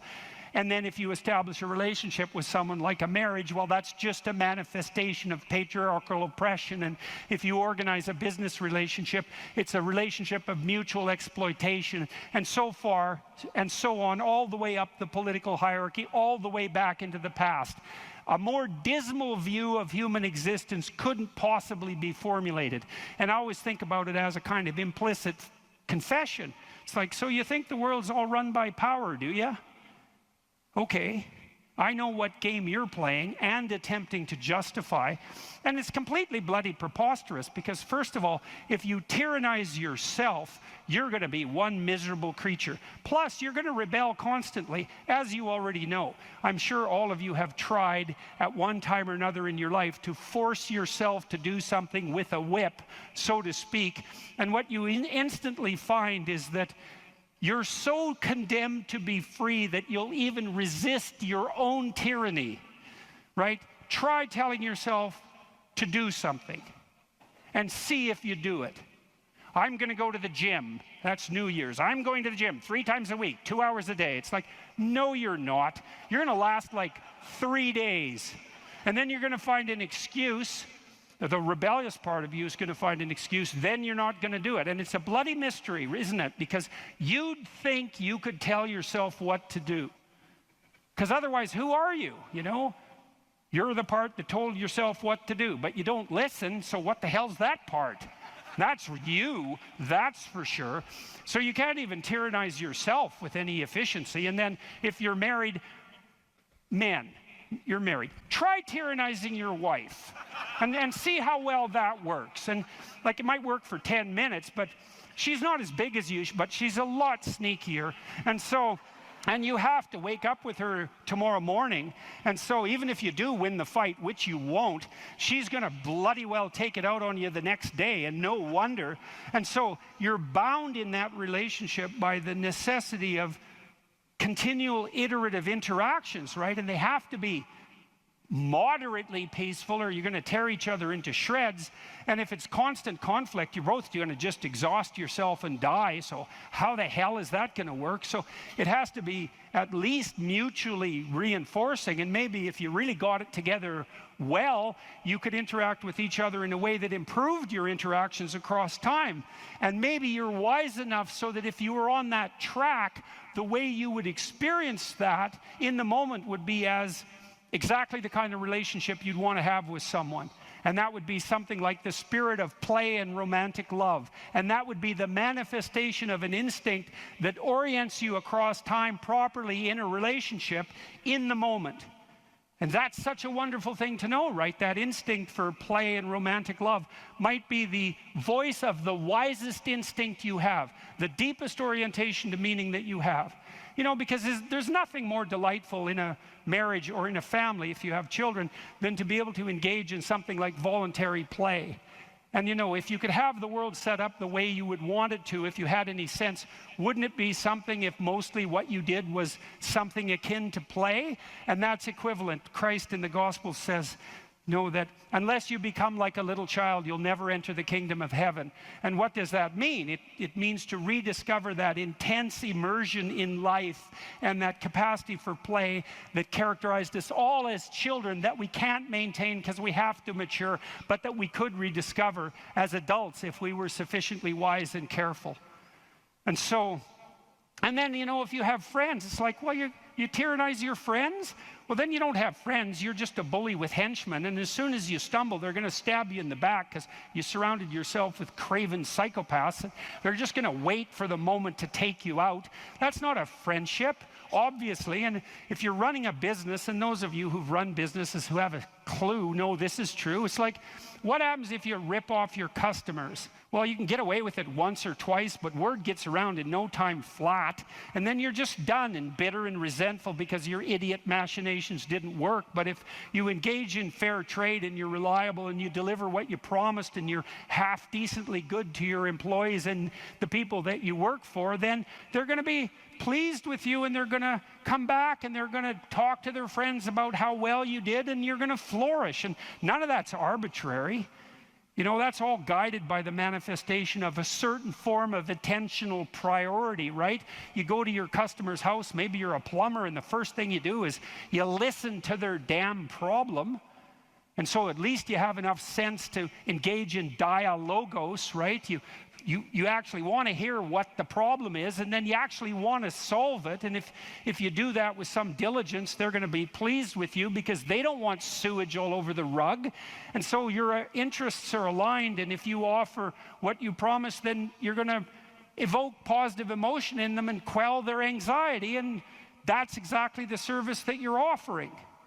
And so that means you're acting out the proper story. You're productive and generous and honest, and there's nothing arbitrary about that as a ethos that unites you internally and that also makes it possible for you to exist in a peaceful and productive society. You know, one thing about the dopamine system that's so important and also explains a lot of pathology, but also a lot of human evolution, is that we have basically one major reward system, which is the dopaminergic system.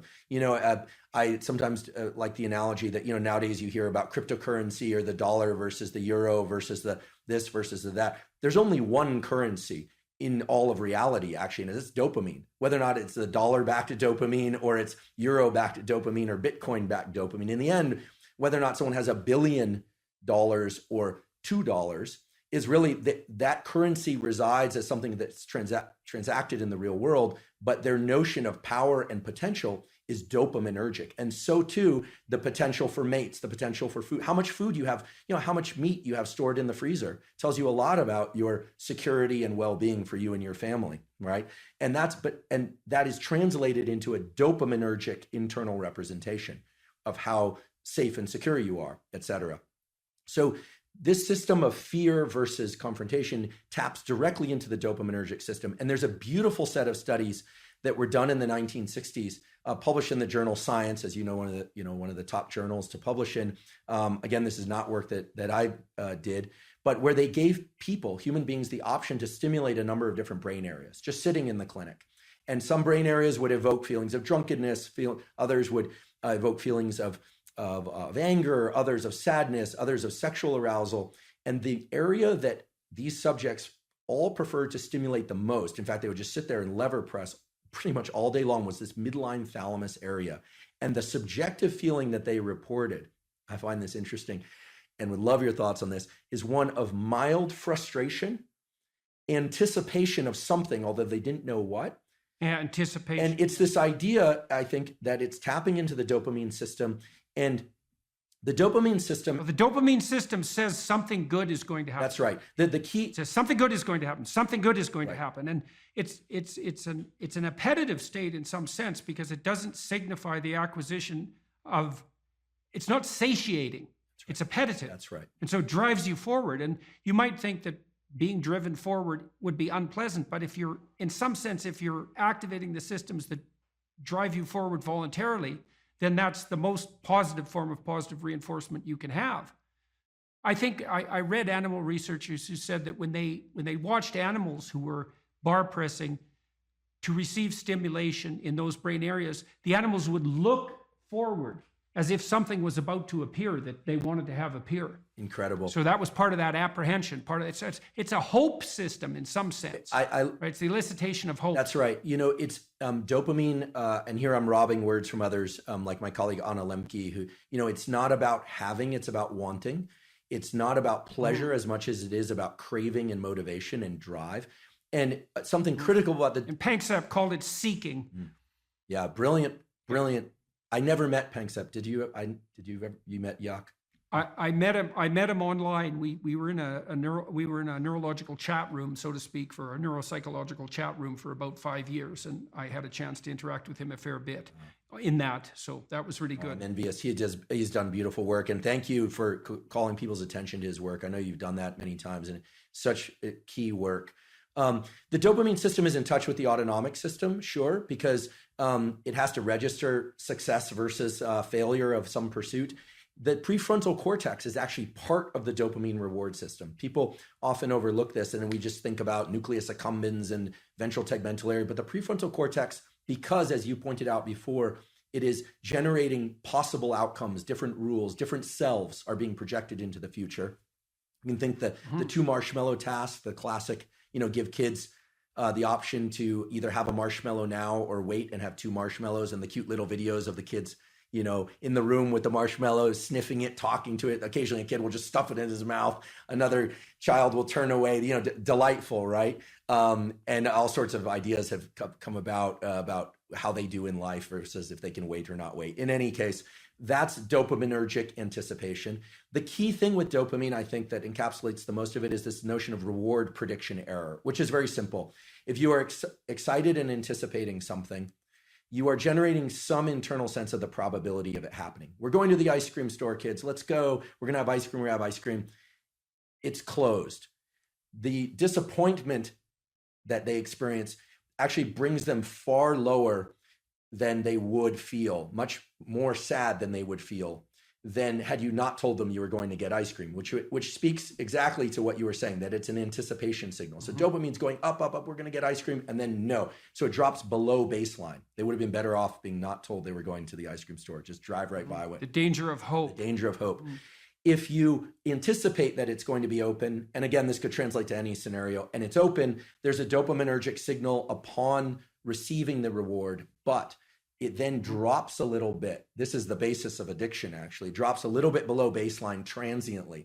So we always think of the ice cream is the reward. Well, actually, the reward was right before you had that first lick of ice cream, because you know you're going to get it.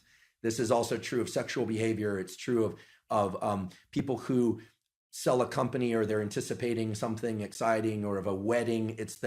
It also sort of partially explains this notion of postpartum depression, where people are so excited about something, the delivery of a child or something, on the arrival, and then for some reason they feel let down. It's because the anticipation was that great.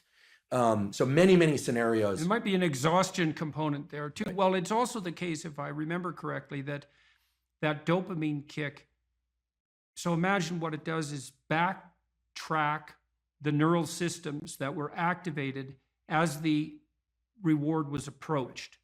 So then it feeds back reinforcement, not reward, but mediates cellular growth and maybe myelinization. It's increasing the efficiency of the neural connections of the systems that were activated just prior to receiving that reward in the order they were prioritized. That's right. In the order they were manifested. So the closer the behavior is to the receipt of the reward, the more it's reinforced and more likely to be manifested in the future. And then there's a decay function going back in time.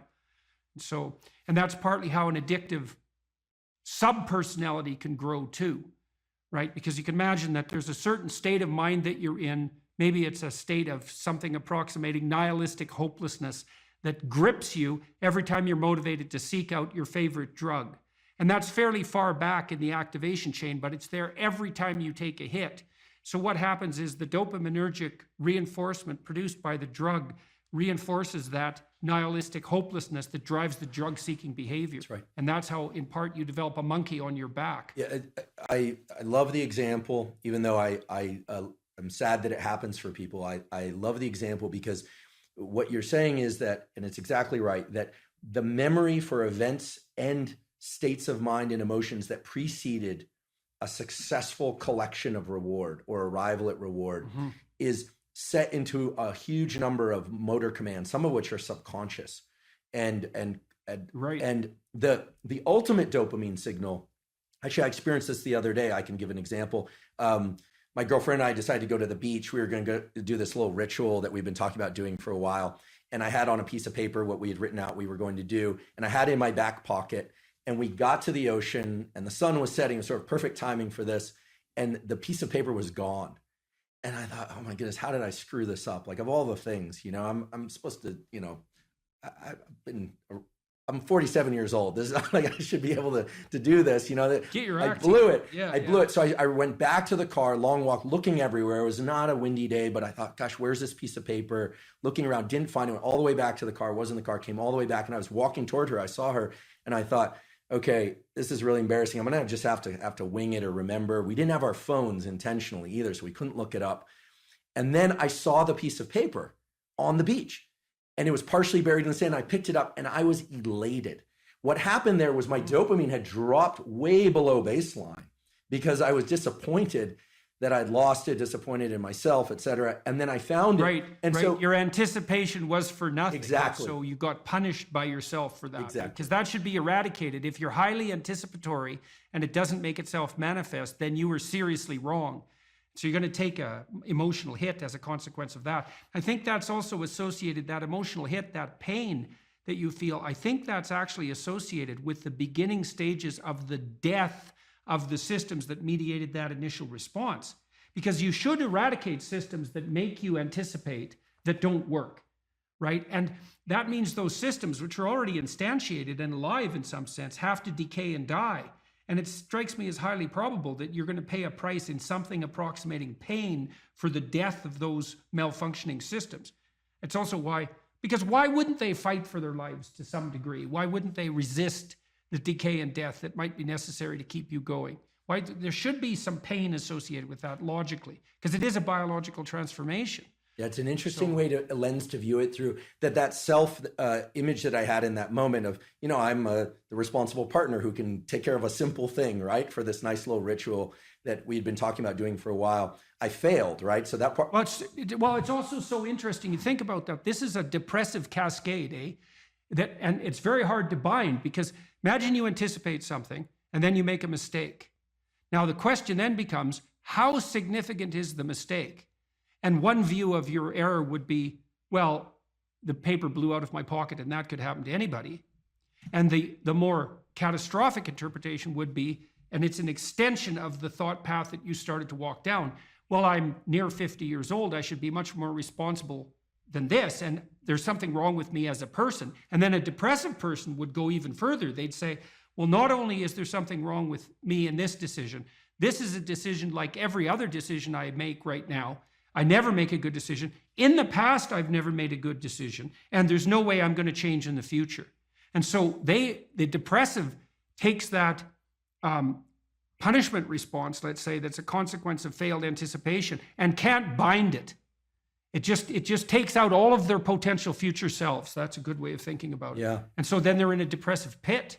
Yeah, so that's too much learning from failure. Right. I'm really I'm grateful for your insight on this, because indeed, if I'm honest, my thought train went to the point of I didn't think, I'm a total failure because I lost this piece of paper. I thought to myself, well, if it were a priority, I would have ensured I wouldn't have lost it. Right. She'll interpret it as not being a priority. Like, where are my priorities? Am I overspent? Like what's going on? You start to sift into the full set of questions. And then, of course, finding the paper resurrects the sense of self. It was, I think it was in that movie, Pulp Fiction. Yeah, well, that binding problem is really tricky, because so there's some good rules of thumb for that, which is one of the rules of thumb for that's extremely useful, that's socially instantiated, is innocent until proven guilty. Right, so you might say when those thoughts come up, because they're adversarial and accusatory thoughts, you might say, well, that is part of the realm of possibility, but I shouldn't. When your child does something wrong that's minor, you don't say you're a rotten kid, right? You bind it. You say, look, kid, here's a bunch of things you're doing right. But in this particular example, specific situation, here's the minimal thing you did incorrectly and how to alter it. And it's a really good habit of mind. It's like to address towards yourself as well as to other people, which is to say, well, what's the minimum crime that I'm responsible for in this moment? And that's part of this miracle of the presumption of innocence, and especially without proof. A lot of what I did in my clinical practice to people who had a depressive temperament was help them make a case for themselves. It's like, well, maybe you're as bad as you think you might be, but maybe not. Let's take the contrary argument. Let's make you as innocent as you can be in this situation, and only narrow the repair to the absolute minimum that needs to be manifested. So imagine you're dealing with someone who's hoarding. Now, people who are hoarding are often older or neurologically damaged, or they have obsessive compulsive disorder.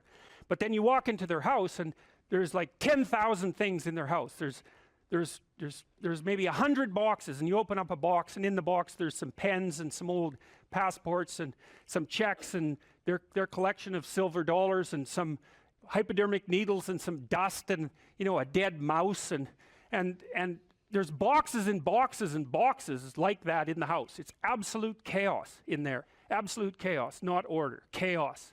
And then you think, is that their house, or is that their being? Is that their mind? And the answer is, there's no difference. There's no difference. So, I could say, well, if you want to organize your psyche, you could start by organizing your room. If that would be easier, because maybe you're a more concrete person and you need something concrete to do. So you go clean up under your bed, and you make your bed, and you organize the papers on your desk, and you think, well, just exactly what are you organizing? Are you organizing the objective world, or are you objecting your field, or are you organizing your field of being, like your field of total experience? And Jung believed that, and I think there's a Buddhist doctrine that's sort of nested in there, that at the highest level of psychological integration, there's no difference between you and what you experience. Now you think, well, I can't control everything I experience. But that's no objection, because you can't control yourself anyway. So the mere fact that you can't extend control over everything you experience is no argument against the idea that you should still treat that as an extension of yourself. So you could say, well, let's say you have a long-standing feud with your brother. Well, is that a psychological problem? Is that him? Is it a problem in the objective world, or is it a problem in your field of being? And it's very useful to think that way, because you might ask, what could you do to improve yourself? Well, let's step one step backwards. The first question might be, why should you even bother improving yourself? And I think the answer to that is something like, so you don't suffer any more stupidly than you have to. And maybe so others don't have to either. It's something like that. You know, like there's a real injunction at the bottom of it. It's not some casual self-help doctrine. It's that if you don't organize yourself properly, you'll pay for it, and in a big way, and so will the people around you. Now, and you could say, well, I don't care about that, but that's actually not true. You actually do care about that, because if you're in pain, you will care about it. And so you do care about it, even if it's just that negative way, you know. It's very rare that you can find someone who's in excruciating pain who would ever say, well, it would be no better if I was out of this. It's sort of, pain is one of those things that brings the idea that it would be better if it didn't exist along with it. It's incontrovertible. So you get your act together so that there isn't any more stupid pain around you than necessary. Well, so then the question might be, well, how would you go about getting your act together? And the answer to that, and this is a phenomenological idea too, it's something like, look around for something that bothers you and see if you can fix it. So now you think, well, let's say you go into you can do this in a room. It's quite fun to do it just when you're sitting in a room, like a room, maybe your bedroom. You can sit there and just sort of meditate on it and think, okay, if I wanted to spend 10 minutes making this room better, what would I have to do? And you have to ask yourself that, right? It's not a command, it's like a genuine question.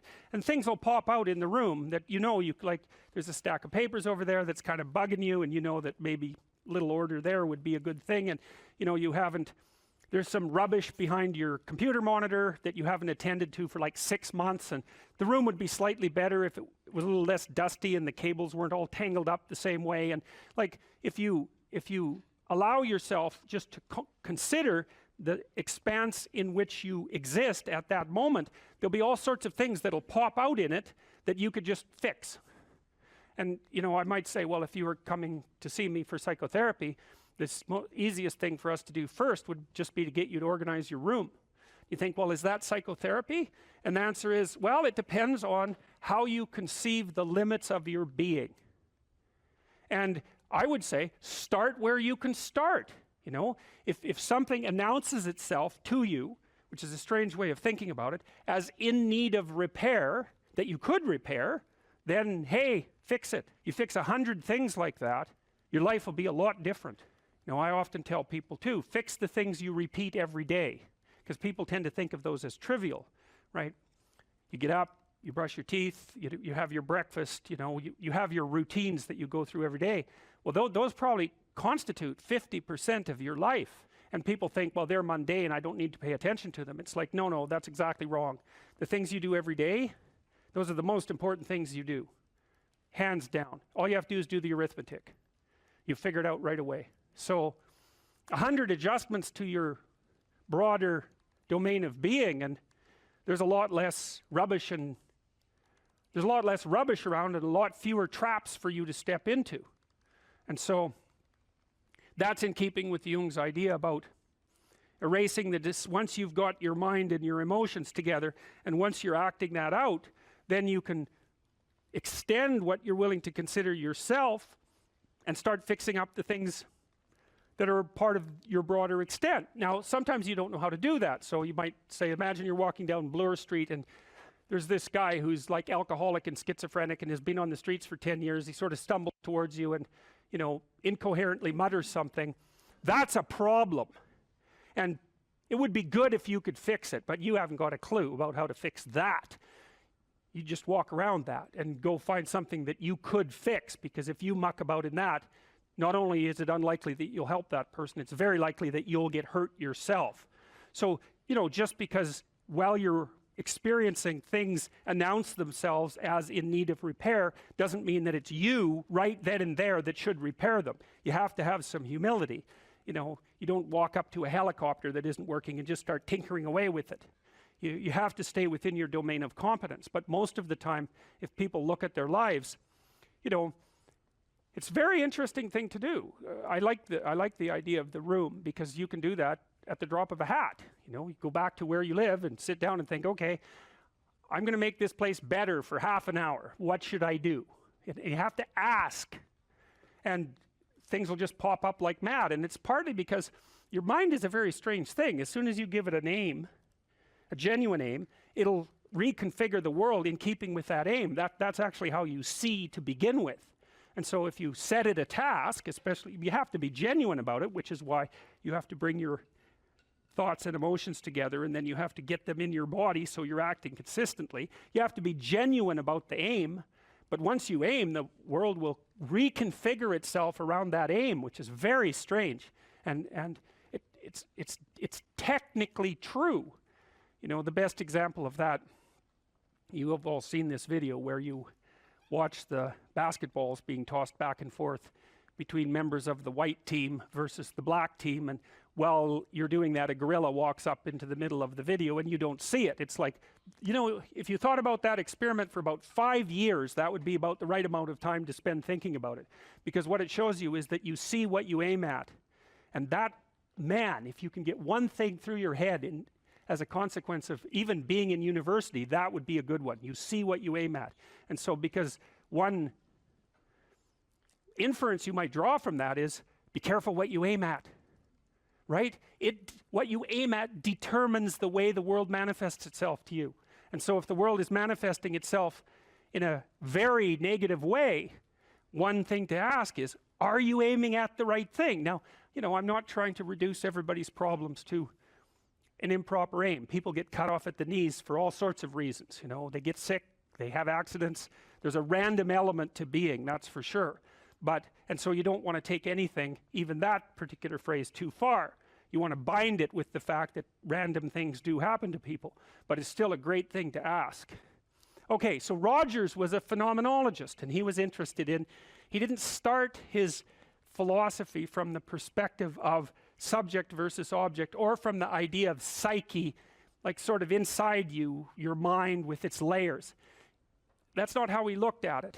And so let's go through, well, I'll introduce you to Rogers. I think and then we'll talk about it more next time. I'm going to start, though, with something that I learned from him that I think was of crucial importance. And so we'll set the stage for the further discussion with this. And I'm going to read it to you. Assuming a minimal mutual willingness to be in contact and to receive communications, we may say that the greater the communicated congruence of experience, awareness, and behavior on the part of one individual, the more the ensuing relationship will involve a tendency towards reciprocal communication with the same qualities, mutually accurate understanding of the communications, improved psychological adjustment and functioning in both parties, and mutual satisfaction in the relationship. It's quite a mouthful. What does it mean? Assuming a minimal mutual willingness to be in contact and to receive communications. Okay, we're having a conversation. I'm deciding I'm going to listen to you, right? That's different than how people generally communicate, because usually when they communicate, they're doing something like, okay, we're going to have a conversation, and I'm going to tell you why I'm right, and I'll win if you agree. Or maybe you're having a conversation where, I don't know what you're trying to do. Maybe you're trying to impress the person you're talking to. So you're not listening to them at all. You're just thinking about what you're going to say next. Okay, so that's not this. This is, you might have something to tell me. And so I'm going to listen on the off chance that you'll tell me something that would really be useful for me to know.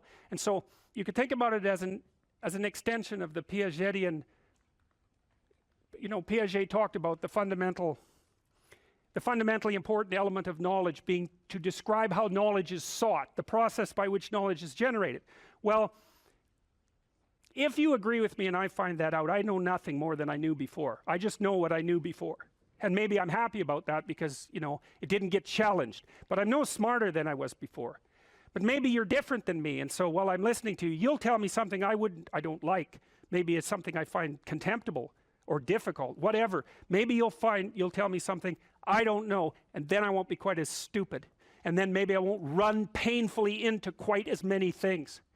And that's a really useful thing to know, especially if you live with someone and you're trying to make long-term peace with them, is they're not the same as you. And their way they look at the world and the facts that they pull out of the world aren't the same as your facts. And even though you're going to be overwhelmed with the proclivity to demonstrate that you're right, it is the case that two brains are better than one. And so maybe 9 of the 10 things they tell you are dispensable, or maybe even 49 out of 50, but one thing, all you need to get out of the damn conversation is one thing you don't know. And one of the things that's very cool about a good psychotherapeutic session is that the whole conversation is like that. All you're doing is trying to express the truth of the situation as clearly as possible. That's it. And so now Roger's proposition, and I'll tell you why he derived it, was that if you have a conversation like that with someone, it will make both of you better. It'll make both of you psychologically healthier. So there's an implicit presupposition that the exchange of truth is curative.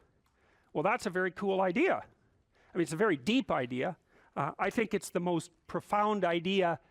It's the idea upon which Western civilization, although not only Western civilization, is actually predicated.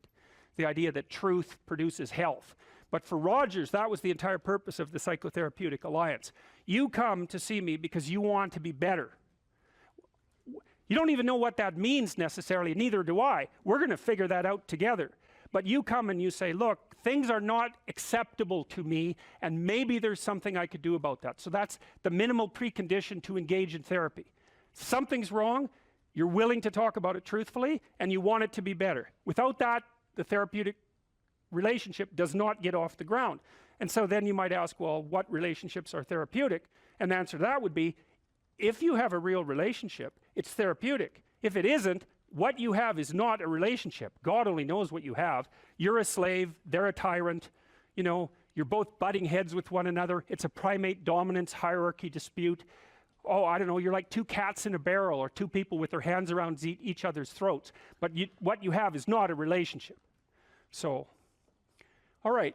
We may say that the greater the communicated congruence of experience, awareness, and behavior on the part of one individual, that's a reference to the same idea that I was describing with regards to Jung. So let's say you come and talk to me and you want things to go well. Well, I'm going to have to more or less be one thing, because if I'm all over the place, you can't trust any continuity in what I say.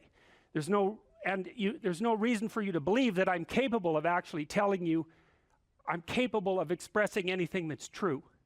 So the truth is something that emerges as a consequence of getting yourself lined up and beating all the, what would you call,